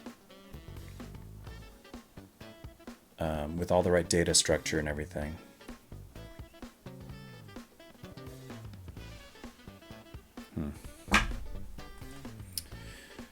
Straight Up Gruntled, welcome back. How you doing?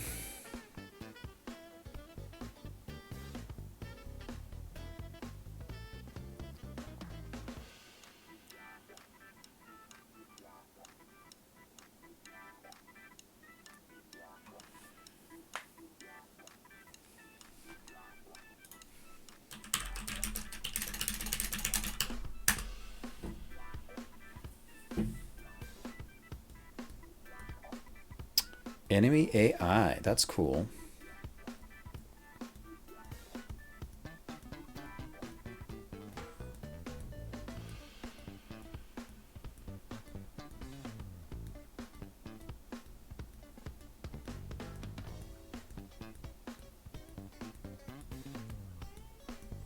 So for this, I think I would do something like, I would need to add a function, game.say, right? And then something. Like astronaut, right? Something like that.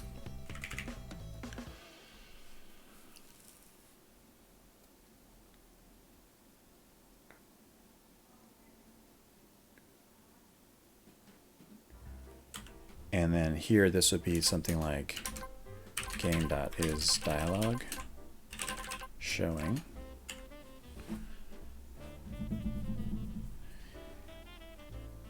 And here, I could just loop for signals in blah, blah, blah.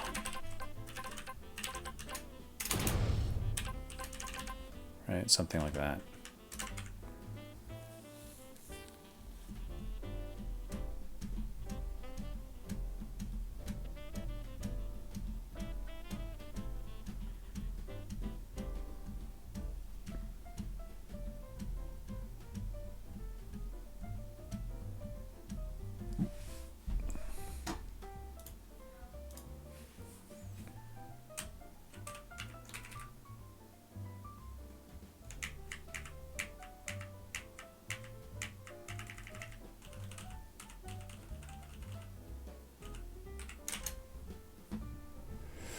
I have to do all this decoding.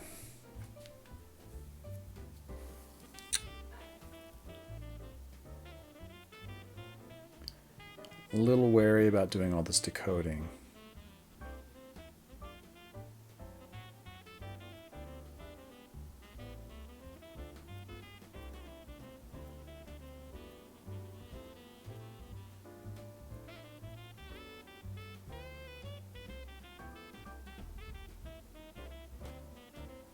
Maybe I don't need to check if any dial. Well, maybe I don't need to check if there's any signal showing. Because what I can do is I can say, look, if there's no dialogue showing, then show this saying from the astronaut. And then if the astronaut's signal actually triggers another dialogue, that one will just take over. So it'll be like this one will get skipped, which is fine.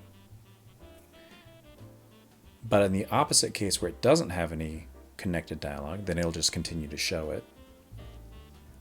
Yeah, so I don't think I need to decode this. I'll just change the order that things happen in, like this. So I'll show a dialogue first. If no dialogue is currently showing, then it'll show this. Then it'll emit the signal, which might show a different dialogue. But it would happen so quickly that you would never see this one.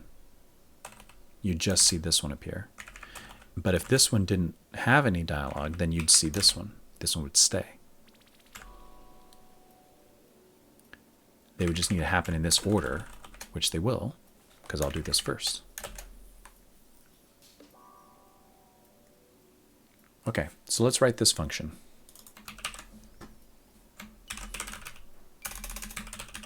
I'm putting it in my global game singleton because I might need it. I might need it someplace else. It just makes sense to me to have it here. Plus, this guy already has references to the main game scene. And the main game scene has the dialogue layer. So I can check if if dialogue is showing by saying,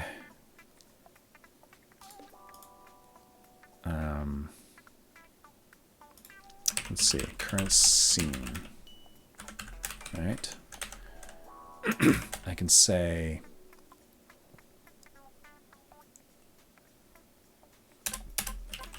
is dialogue showing?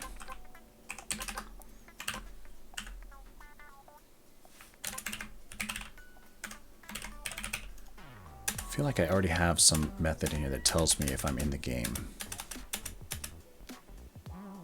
There it is. If is playing game, right?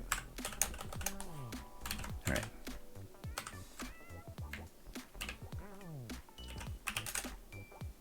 Let's move this down here.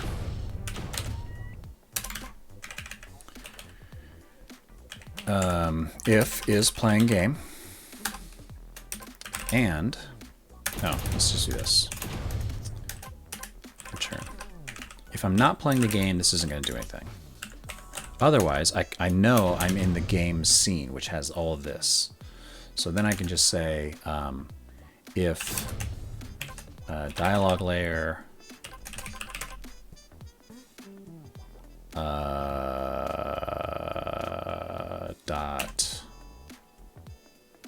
dot has children. No, get child count.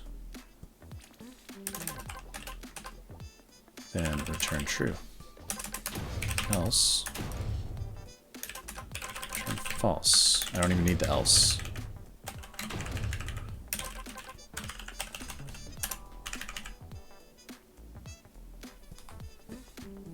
So if I'm not playing the game, if I'm in the main menu or something, this will always return false. If I am in the game and this dialogue layer has some children, then it'll return true. Otherwise, it's going to return false.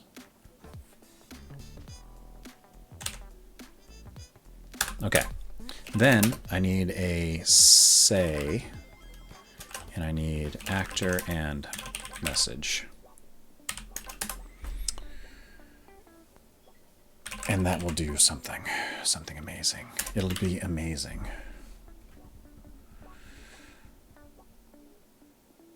State machines. A stealth action platformer. Cool. Stealth action platformer. Are you doing it in 3D or 2D?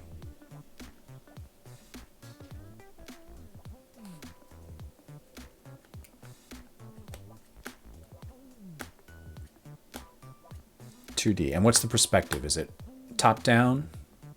That's pretty common for a stealth action game. Mark of the Ninja. I don't know if I know that game.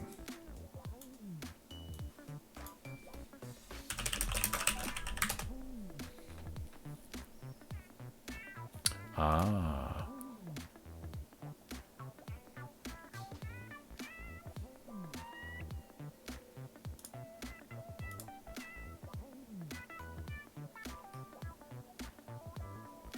Cool, cool, cool. So it's like a side view. It's a platformer.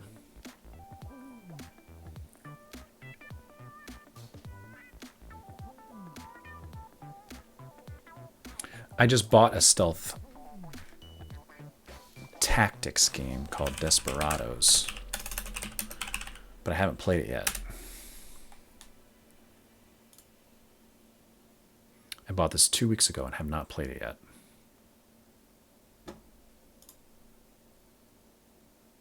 This is like a top-down 3D.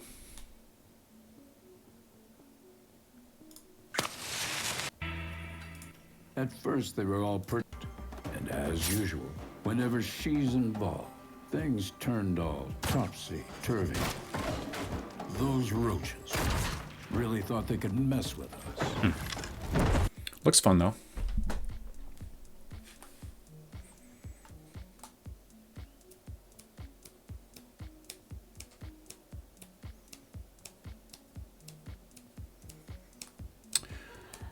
Yeah, it is a lot like that. And there was another one that came out before this one called, oh God, what was it? It was all samurai and Japanese. The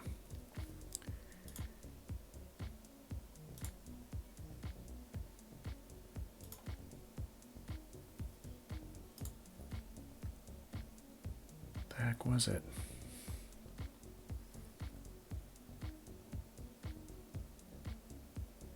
It was great. I loved it. That's why I bought Desperados. No. I want to say Shogun or something like that. Look at that game. That game looks fun.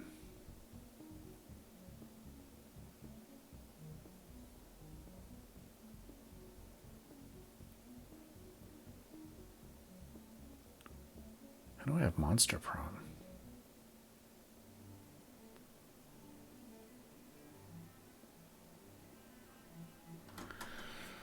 Oh, Desperados. Who makes this game? That's how I'll find it. Store page. Yes, fine.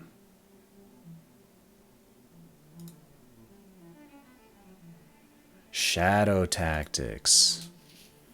This game is awesome. So fun. So this is the same game, basically, as Desperados, but it's in ancient Japan. I died many times. Yeah, there's a lot of dying. There's a lot of quick saves and quick reloads in this game.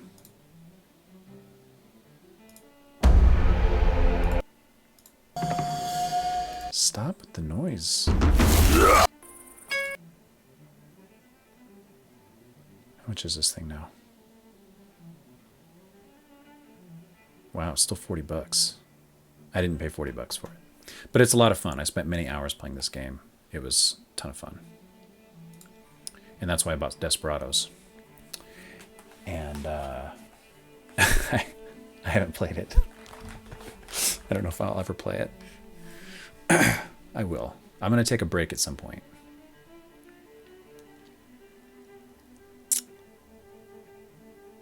All right, so to show dialogue, how do I show dialogue? A dialogue event is what you place in the level, and the dialogue event creates a dialogue box with a dialogue tree. So I need to create a dialogue tree and pass it to a dialogue box is what I'm thinking. Yeah. All right. This is what I need to do.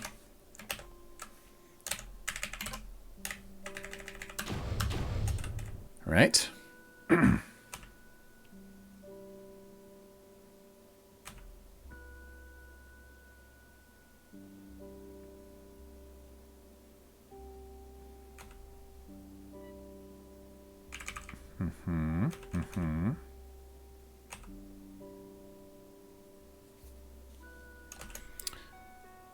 I'll have that be false.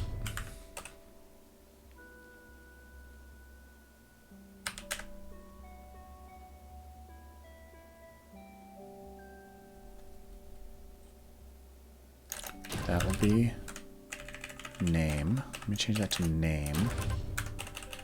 No. Actor name. And the dialog tree. And I need a variable for dialog tree.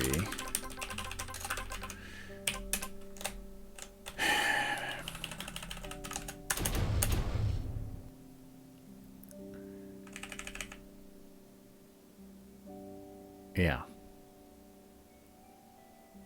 Okay. So this dialog tree, I need to generate somehow. And that's tricky.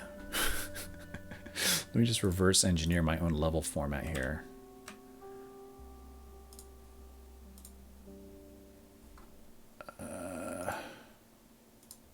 Game levels dialog. All right, here's a dialog tree.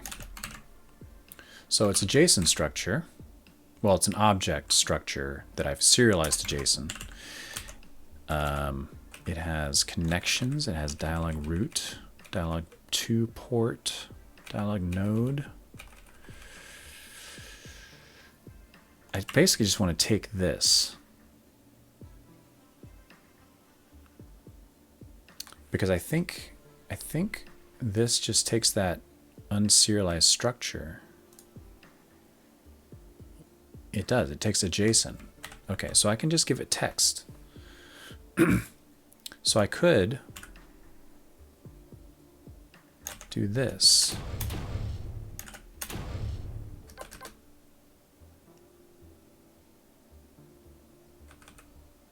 Right. And I've got connections from dialog root, from port. I keep all this just the same. Dialog node 2 blah blah blah. Name root blah blah blah. Those values don't matter. Portrait would be different, and the text would be different. So the text here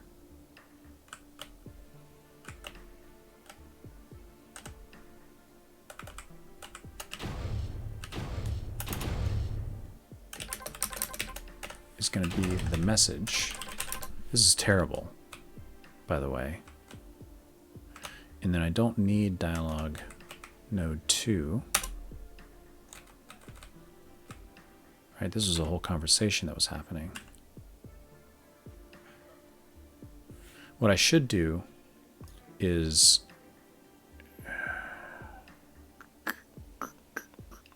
take that out.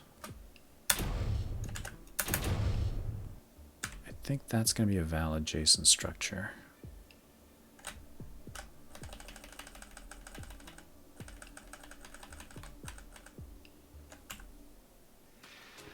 What I should do is do an object, right?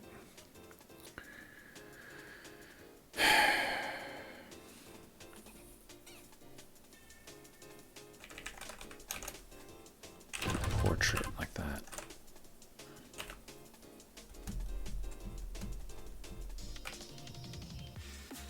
And this value is going to be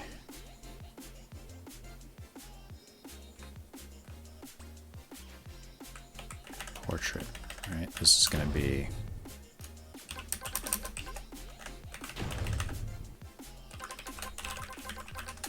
like that. So this is terrible because I'm trying to just hack together this JSON structure. But if it ever changes, this is going to break horribly. And what I should do is have some kind of interface where I can generate dialog trees. And I think I have that in Dialog Editor.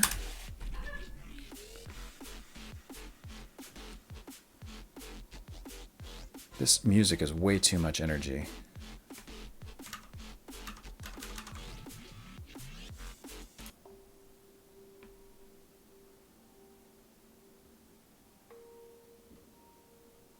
That's better. Oh, Lord. So this thing basically what I'm trying to do is all this stuff. Let me show you.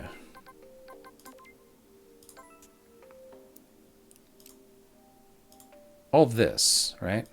I need the backing data for this structure. So this structure generates the JSON here, where it's serialized. And it serializes all the connections. It serializes all the nodes. And it returns this to JSON data structure. So to reverse this, I need an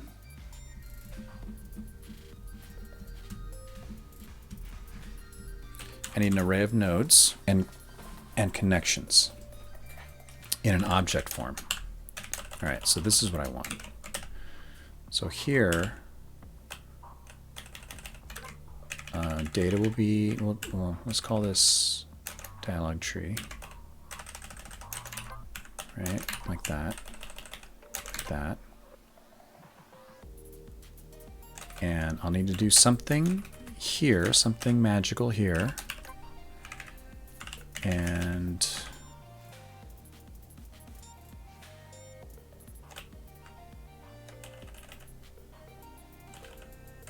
so what do I want? I'll want a array, right? Connections is an array. It's a list with an object inside of it, and that object has a from dialog root, like that, and it has a from port, which is 0, right, like that, and it's got a 2 and a 2 port, right, and then here's another connection and another connection. So I'm going to go to dialog node and 2 port 0. That'll be my connections. And then I'll have my array of nodes, which is, okay, which is, again, an array of dialog node, or rather name, right?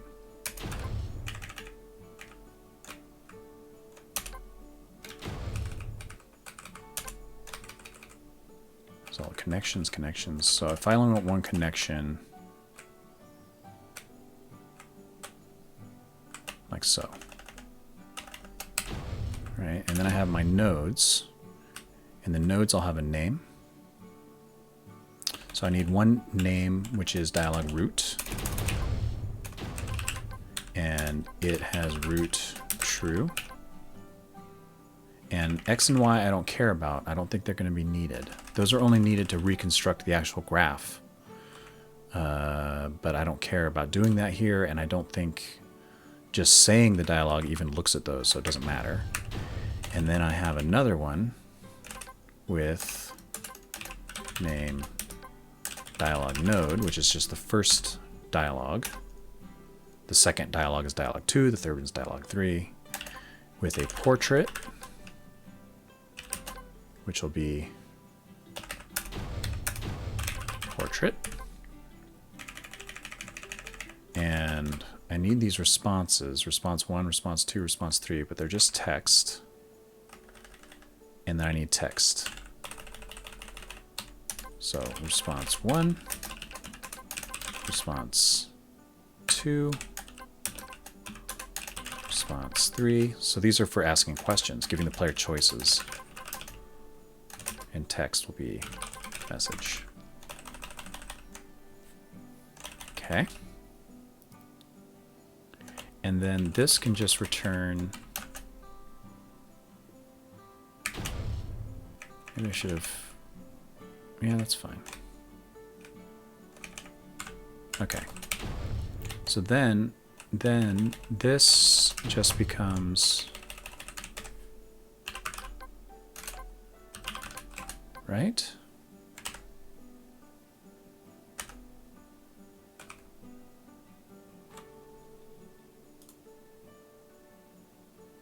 No, it's a global. Okay.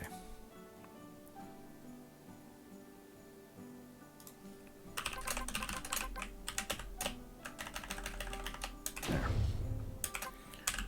That is more sane. So I'm creating this dialog tree structure using arrays of dictionaries and then serializing it here to JSON, right? Which is basically exactly what the dialog editor does, but it does it by iterating through the graph controls and building this data structure. So this will be easier to work with than trying to manipulate JSON by hand. So I have a dialog root connected to a dialog node. I have a dialog root node, and I have a dialog node.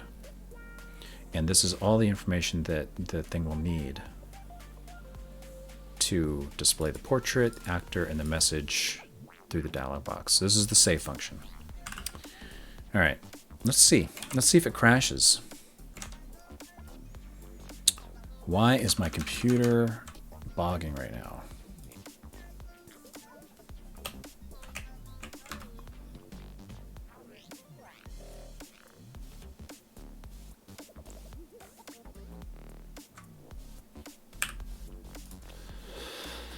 All right.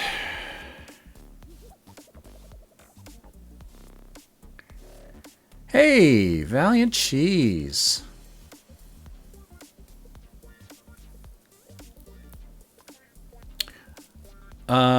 Welcome. Is there a reason you're using a JSON string rather than a GDescript dict at that point? No. It's just that when, I mean, it kind of does, right? But so this is the serialization is JSON. So in the dialog editor, it is all objects, right? When you're in the editor, you're moving graph nodes around. It's all objects. And then when you save the level, it serializes it into JSON, right? That's what this is. Then when you load the level and it creates these nodes, rather than deserialize it here, I just pass it the JSON and then leave it up to the actual dialog box to parse it back into an object. So this is an object, but it just loads this here. I mean, I could have put this parse here instead.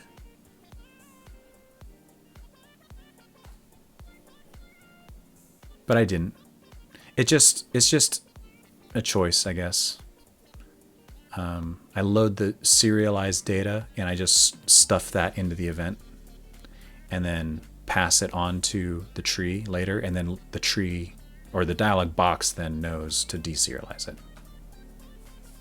Yeah, it's just a choice. Maybe it would have been better to move this around a little bit, but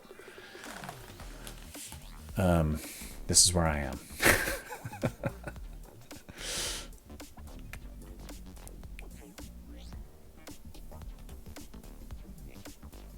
Valiant Cheese is also the creator of Hive Time, another Godot game that everybody should go check out.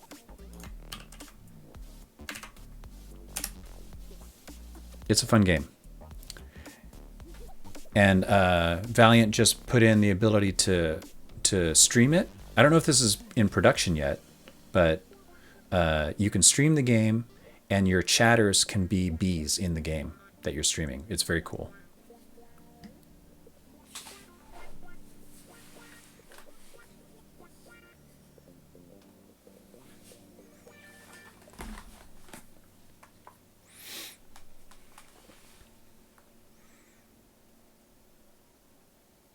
There you go. So chat integration is in the game. You should go buy the game and then stream the game on Twitch, and everybody in your chat can become a bee.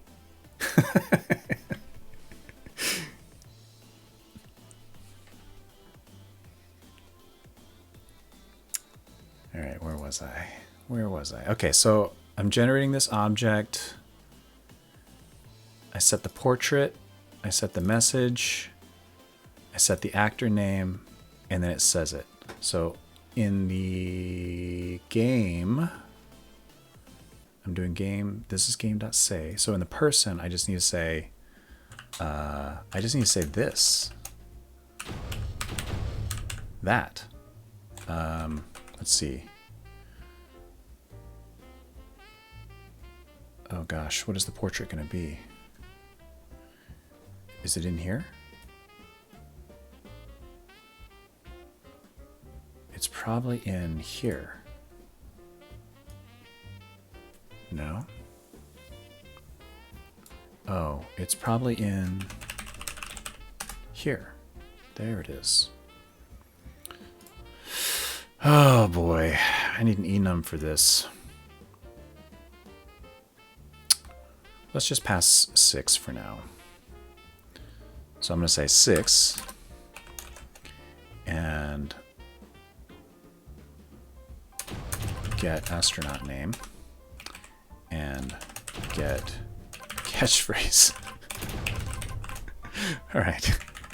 So now I need our catchphrases.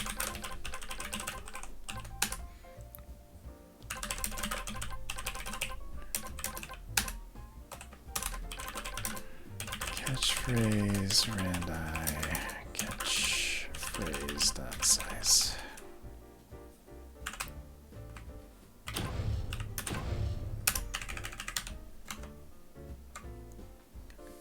All right, where were our catchphrases?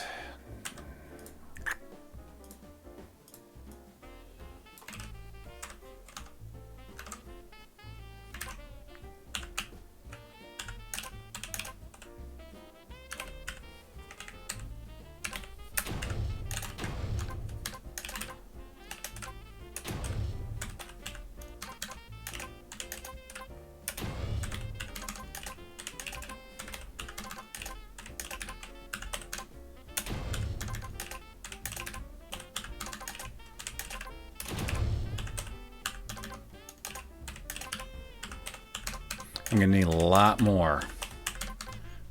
I want hundreds of these so that you don't see the same one over and over again. But we should put in some fun ones like game hive time.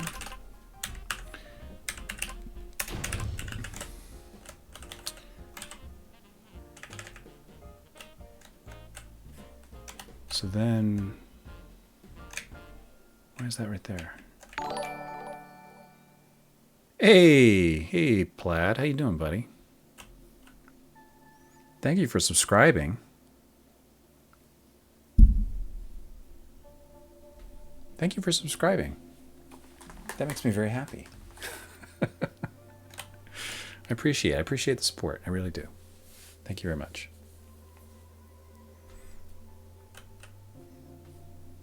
All right, as a reward, we're all going to say something in chat and spawn in a ship and attack you.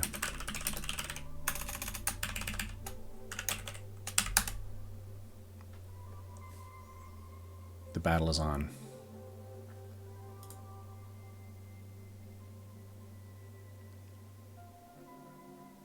No, they're not all black. They shouldn't be. But there are 2 black ones. Mine's kind of a dark green. There we go. Javi's a blue one. Who can take the crown?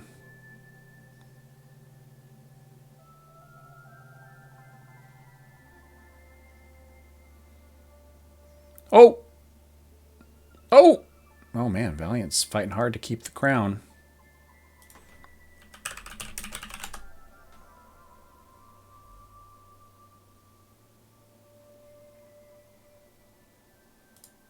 Now we got a fight going.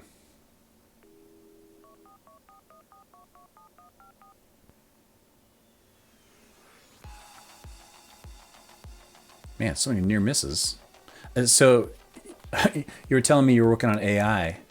The AI here obviously needs some help because look at these guys. Look at these AIs shooting at the wall and stuck in corners. Man, Valiant. Your robot is smarter than our robots.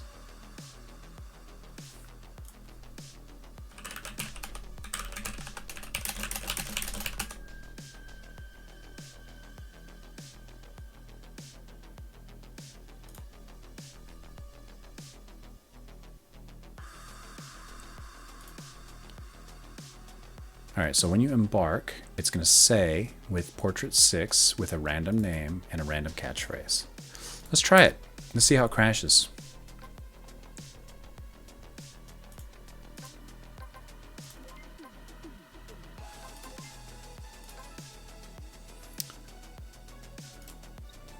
Well, let's keep that. Let's delete that. Let's delete you and delete you and delete you and delete you and delete you. And then we'll add some dudes.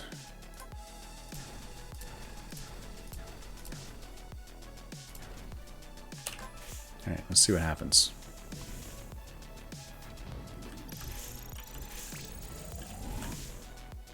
I can see my house from here. Whoa, it's very cold. Is this thing insured? So the whole thing where it's not supposed to show a dialogue if a dialogue's already showing is not working. They are showing random things. They're showing the right portrait and they show a random name. It's kind of working. This guy is connected to a dialogue, but it's not showing it.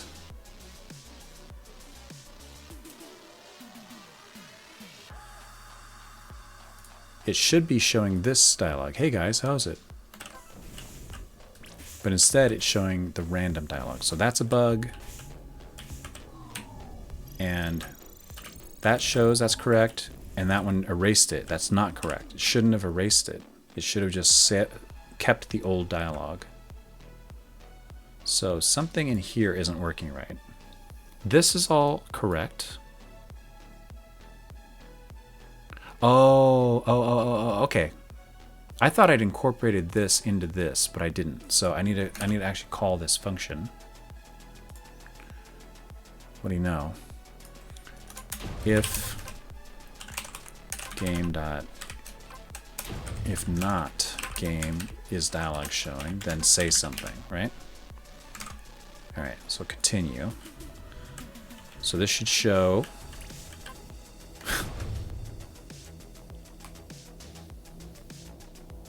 no dialogue layer.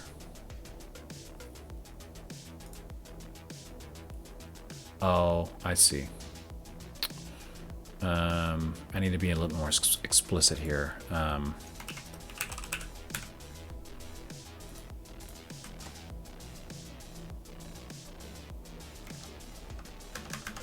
like this song, but it's too loud.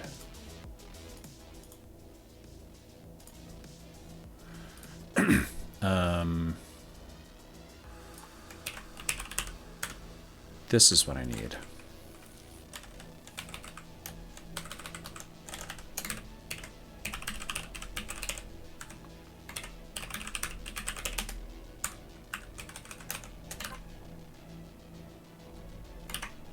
Yeah.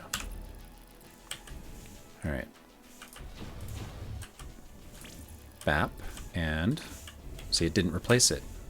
And it didn't replace it because there was one already showing. So it'll show that one, and not show that one, and not show that. Oh, now it will show that one, but not show that one, and not show that one, and then it will show that one. Perfect. All right, so that works. This works. This works. Something about my signal connection isn't working for these guys. But I don't think it's a bug here. I think this is all okay.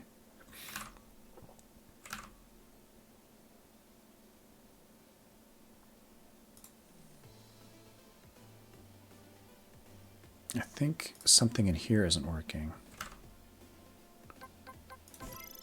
Because see this guy?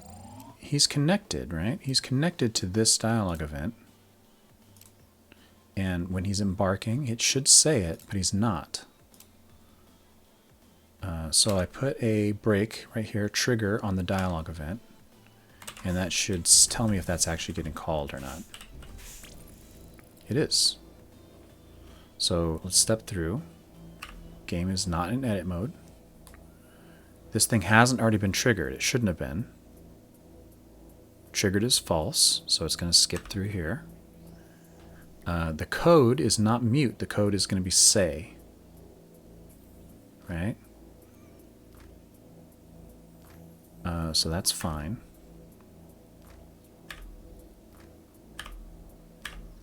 Sets the astronaut name. Code is say. It's not triggered. So then it should start. Oh! I have dialogue turned off. I have dialogue turned off. I have the global dialogue turned off. I need to do the same check here.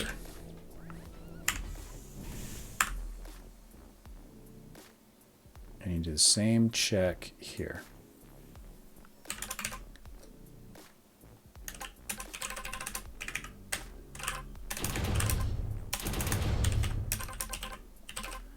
If if the player has said, look, I don't want dialogue, turn it off, then say should do nothing. Let's reload this. So I'm going to turn on dialogue on, and then go back to the editor, load that test level, play it. So now this guy, now that dialogue's on, it should trigger this in-game dialogue rather than the random dialogue. Oh, let's turn that off. Hey guys, how's it? Perfect. And then this should trigger random dialogue. Random.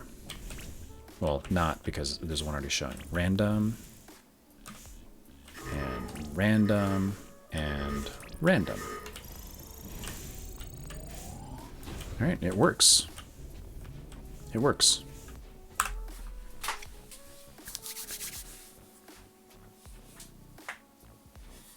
Oh, man.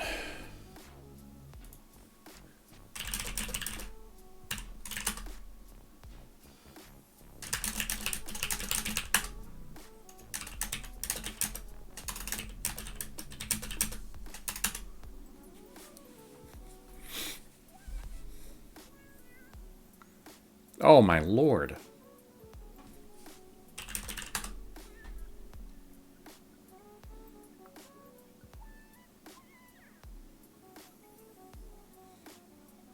Seriously.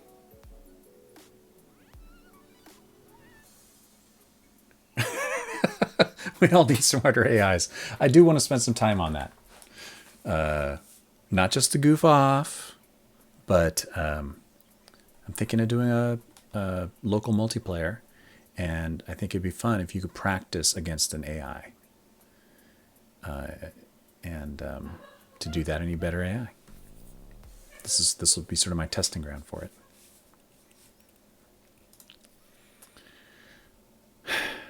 All right, so this all works. This all works.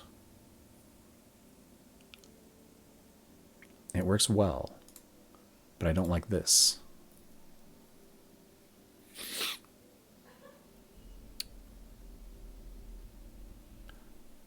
And I think I would like something like these, right, to be,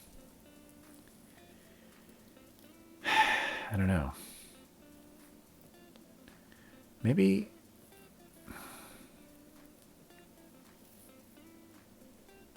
mean, I could do something like enum portrait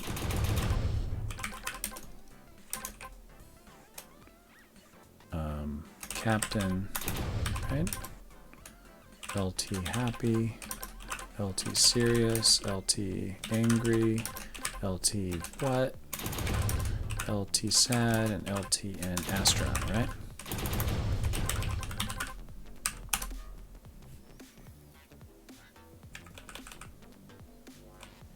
Why doesn't that work? Am I using the wrong syntax? Is it that?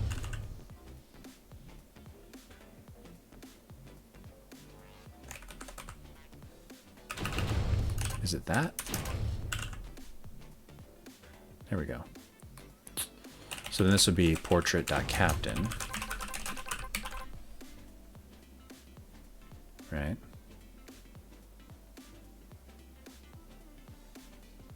But then how do I access this enum? How do I access this enum? From here.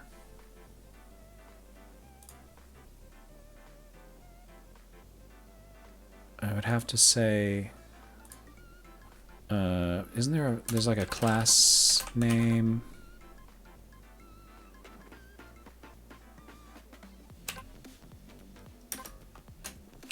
Dialog node, something like that?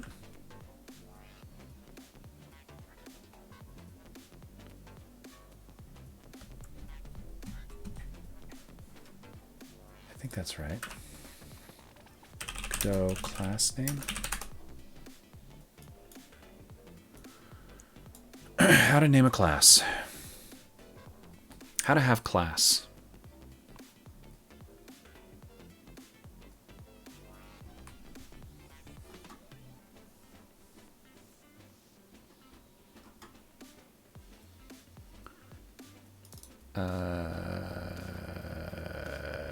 Okay.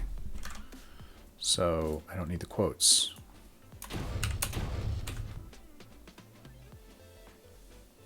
Okay. And then can I say dialog node dot portrait dot astronaut?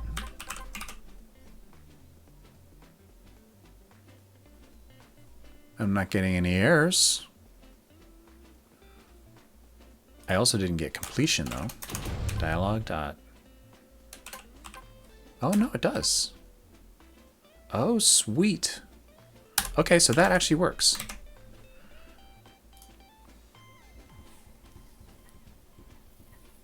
Do I want this enum here? Yeah, why not?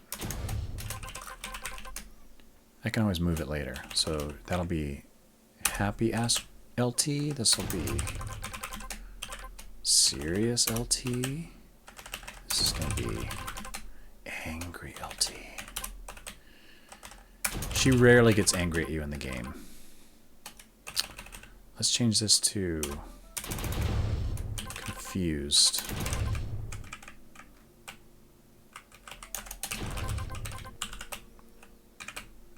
And portrait.lt sad. Portrait.lt astronaut. And I've done this carefully. So these were numbered 0, 1, 2, 3, 4, 5, 6. And by putting them in this order, the same order, this is also going to map to 0, 1, 2, 3, 4, 5, 6. And that's important because I've already got a bunch of saved levels where this is baked into the level. Now I don't have to change the levels. I can never, if I change this order, it'll mess up the level save data. So I can only ever add on to the end. I just need to be careful about that. I can add new portraits, but they need to be... And I can actually change the order here. I just can't change the order of these because I don't want the ID numbers to change. But that's fine. This is fine. And that is better than having a magic number. Yeah. I think that's fine. Just gaming. I'm glad you like the game. All right, new round starting.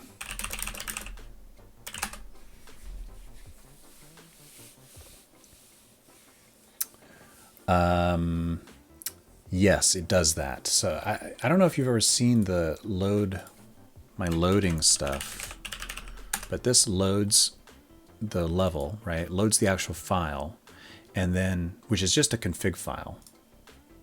Here's an example level, right? And it's got a list of all the entities like this with their properties. And so what it does is it loops through all of those things and tries to set the value of the you know, whatever it reads. So like, right? It tries to read all those keys back in and just apply them back to the object again. And I think what's happening here is it's just doing a casting automatically from the config file data back into the object. And because it's saving and loading the same way, there's never an issue where it's like, I don't know what type of thing this is. In some rare cases where I have, where I need to know, it'll reconstruct it like this. But integers, strings are usually fine without any kind of casting.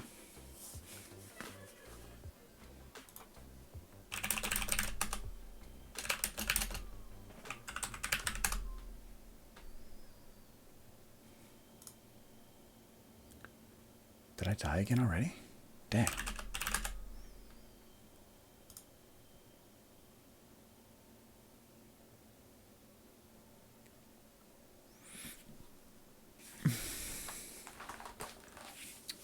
No! Oh.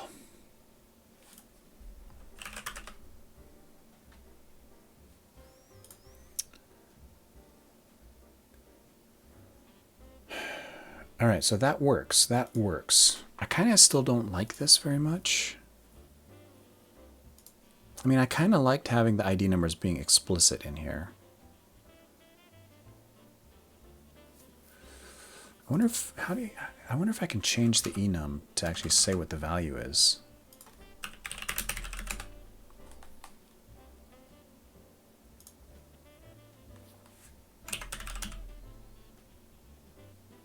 You can set the value.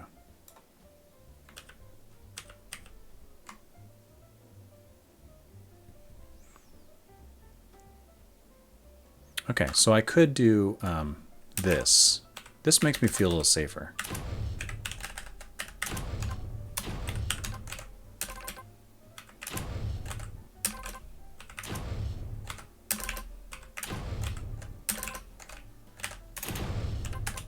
It's not technically necessary.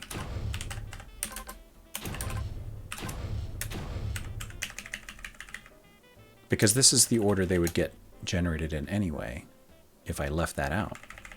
But now it's explicit. And if I add a new one, I'll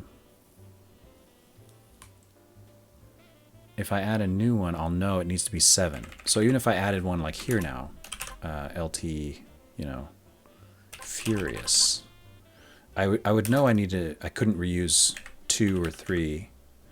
I would have to make it 7, right? I can't introduce a bug by accident. If I did this and I just added this guy right here in the middle, it would break all the dialogue in all the save levels here. It would be a bug by accident. But by doing this with this equal sign, now I can't do that by accident. I would have to be really dumb and do that. But I would look at this pattern and go, why did I do that? And then I go, oh, okay. I have to actually be explicit about what the ID is going to be so that I can't introduce any bugs by accident. 0, 1, 2, 3, 4, 5, 6. Yeah, that makes me feel better. So now that's fine. I know where to go for that. Yeah, I actually like this. That's cool, that syntax. And then you can just use it. I like that. Yeah, let's see if it works.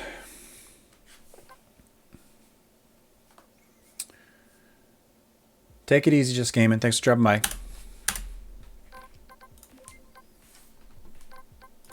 I'm going to wind it up soon too, guys. I got to make some lunch. What is going on? All right, something terrible is happening.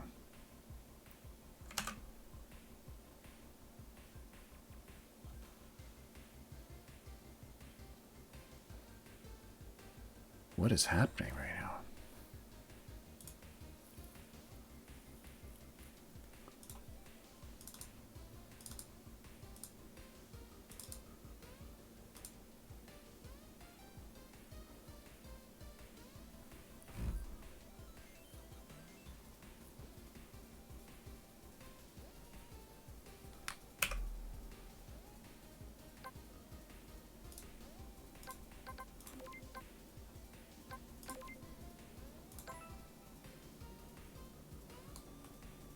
What the heck is happening?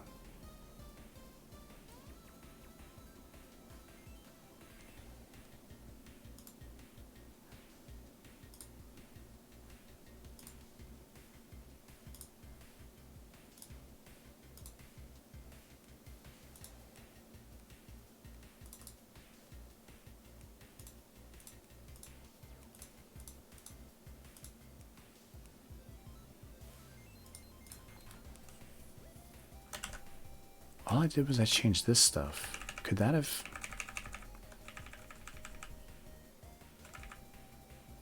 Could this have screwed that up?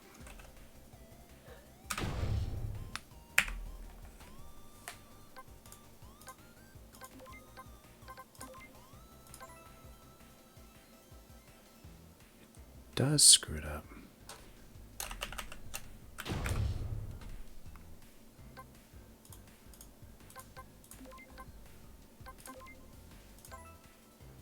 No, it's not that. What is happening? I've never seen this before. It's really weird.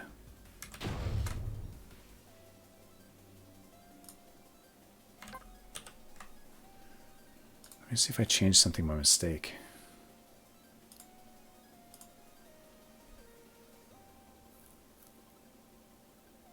Oh, that's interesting.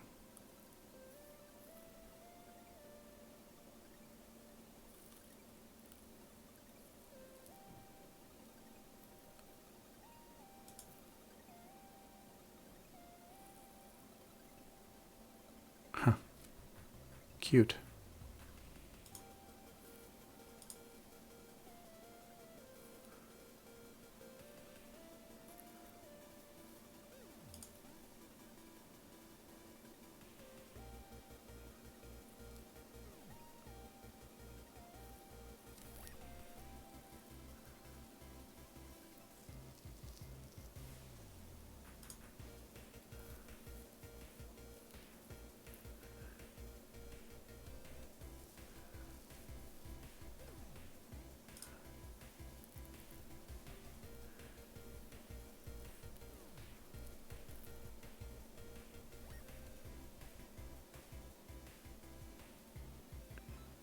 That's really weird. Okay. Here's what I'm going to do. I'm going to turn it off and turn it on again. And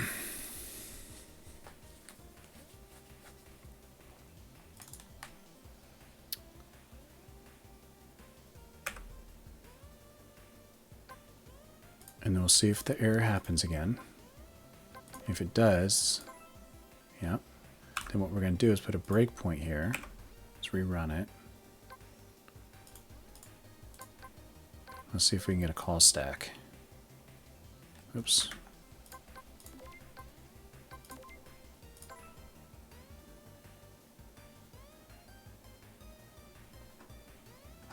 Wow. It's still going. The hell? Just doing this in a loop?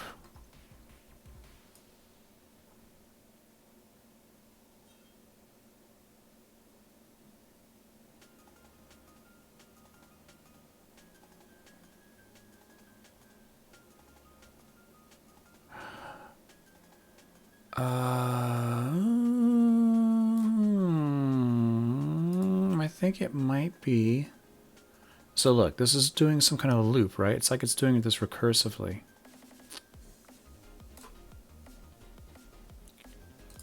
And it might be because I've called this thing dialog node. And I've also called this.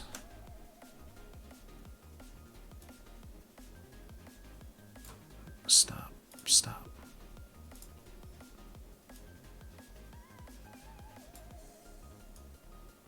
So I did clean up, load level, load entity, init, and then try to get text. And then it just goes get text, get text, get text, get text over and over and over again. It's like it's recursively calling itself. And I wonder if it's because this is called dialog node and this is dialog node. And there's like this text, get text thing. Let's give it a different name and see what happens. dialog tree node. And here, we'll call this dialog tree node.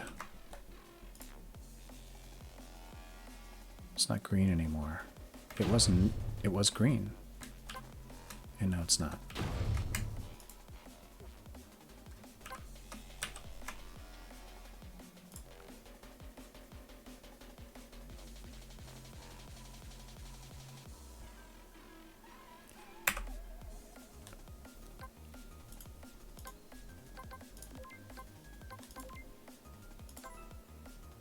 Shoot. Something weird is happening there. Let's turn this off. And let's go like this.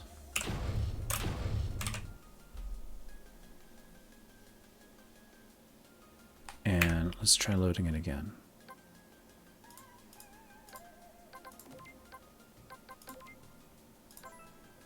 Same problem. What have I done? You've tried to access the variable, call the getter setter, so your getter is calling another getter in a loop. Yes, that's what it seems like. That's what it seems like. But it's calling text on this object, right? So this get text is calling this text.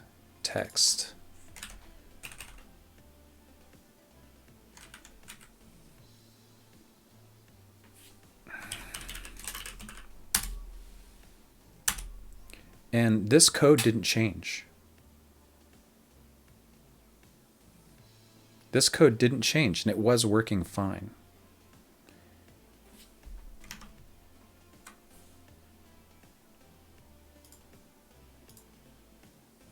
Right? This was here before. And this was here before, and it was working fine before. It was only after I added this stuff that it started acting weird.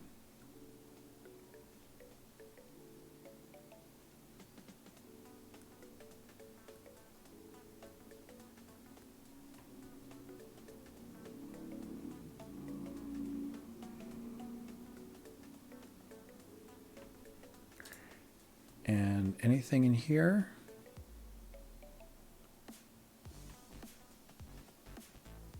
This shouldn't have changed anything.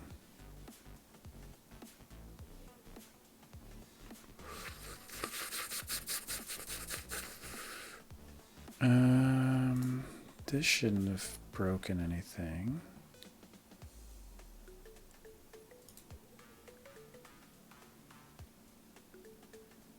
This never gets called except for when a person is beamed up, so this shouldn't even be getting called.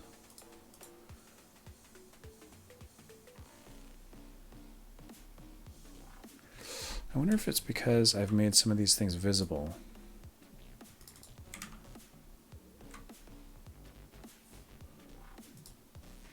That's fine. An editor. That's actually fine.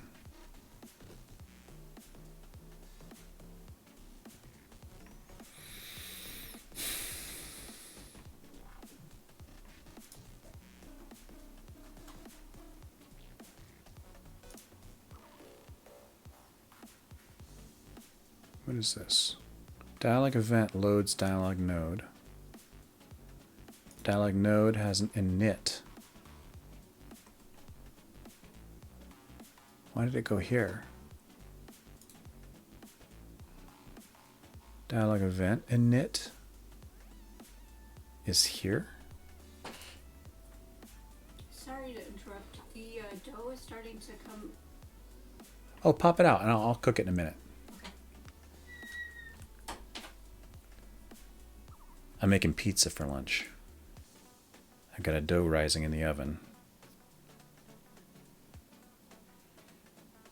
Let's see, so this calls here, loads the dialog node. So look, I'm loading it as dialog node in the dialog event. And I called that class dialog node, maybe dialog node and this variable dialog node are colliding. Eh? How's that for pizza dough? I'm gonna make 2 pizzas with this.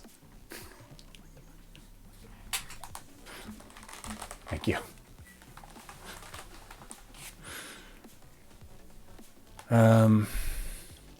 But I took away the class name, so that couldn't be it.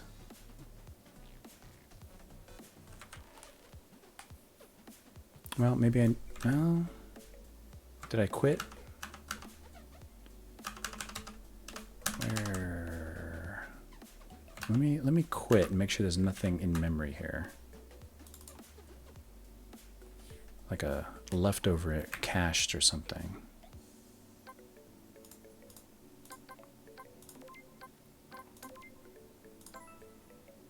Okay, that's not it.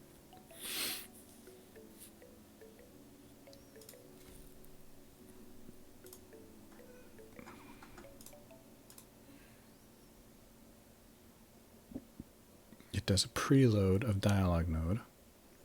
Dialog node does this nonsense, which is trying to use this enum. Let's just see what happens if I undo this. Didn't really need it. I think I might. Wasn't sure I liked it. The magic numbers are fine, and I don't mind them so much. Shoot. Let's do that. So I've got that. And then person is saying portrait 6. I mean, 1 magic number, it's not that big a deal. Let's see what happens now.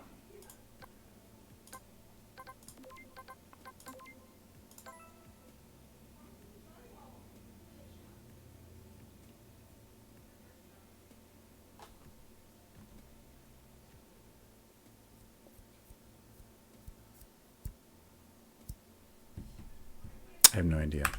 I wonder if adding an enum.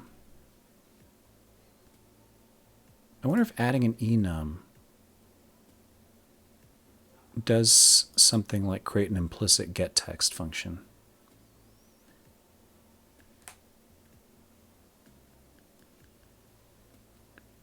That would be weird and unexpected, but maybe.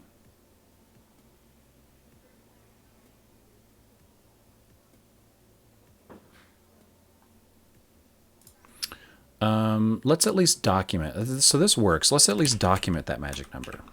Let's call it astronaut portrait.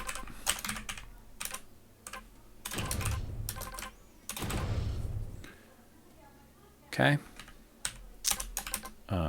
C dialog node.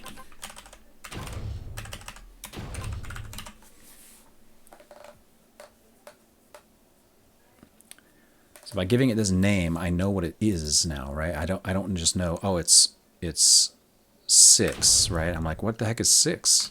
Now I know, it's the astronaut portrait ID. So at least it's better documented. I understand what I'm passing into this function now.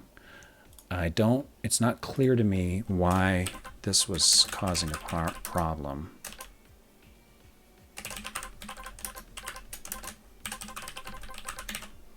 Let's see if just doing that brings the bug back.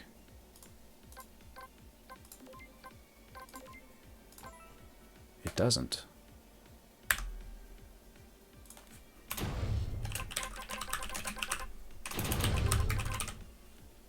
How about now?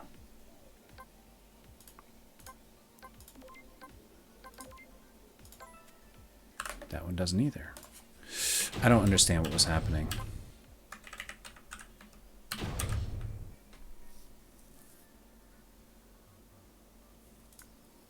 Weird loading stuff, huh?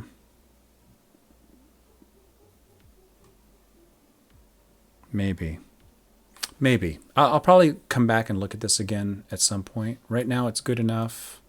This is good enough. I have this stuff here because I don't use these IDs anyway. And what I might do is, I don't know. What I might do is say, create a function in here. I don't know. This is fine. This is fine. This is fine. This works. I may look at it a little bit more because I think that's a weird bug and I would like to understand it. But I think it's fine. So he's showing the stock dialog that was connected, and he'll show no dialog because there was one already showing. And he'll show a random one, and a random one, and a random one, and nothing because one's already showing, and a random one. And then we'll blow up. All right. It works. Get it working, then later make it pretty. Show random astronaut dialog when no dialog has been connected in the level editor.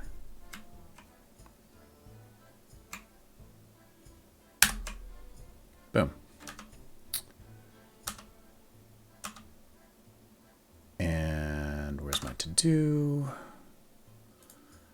Get to move my to-do to a to-done.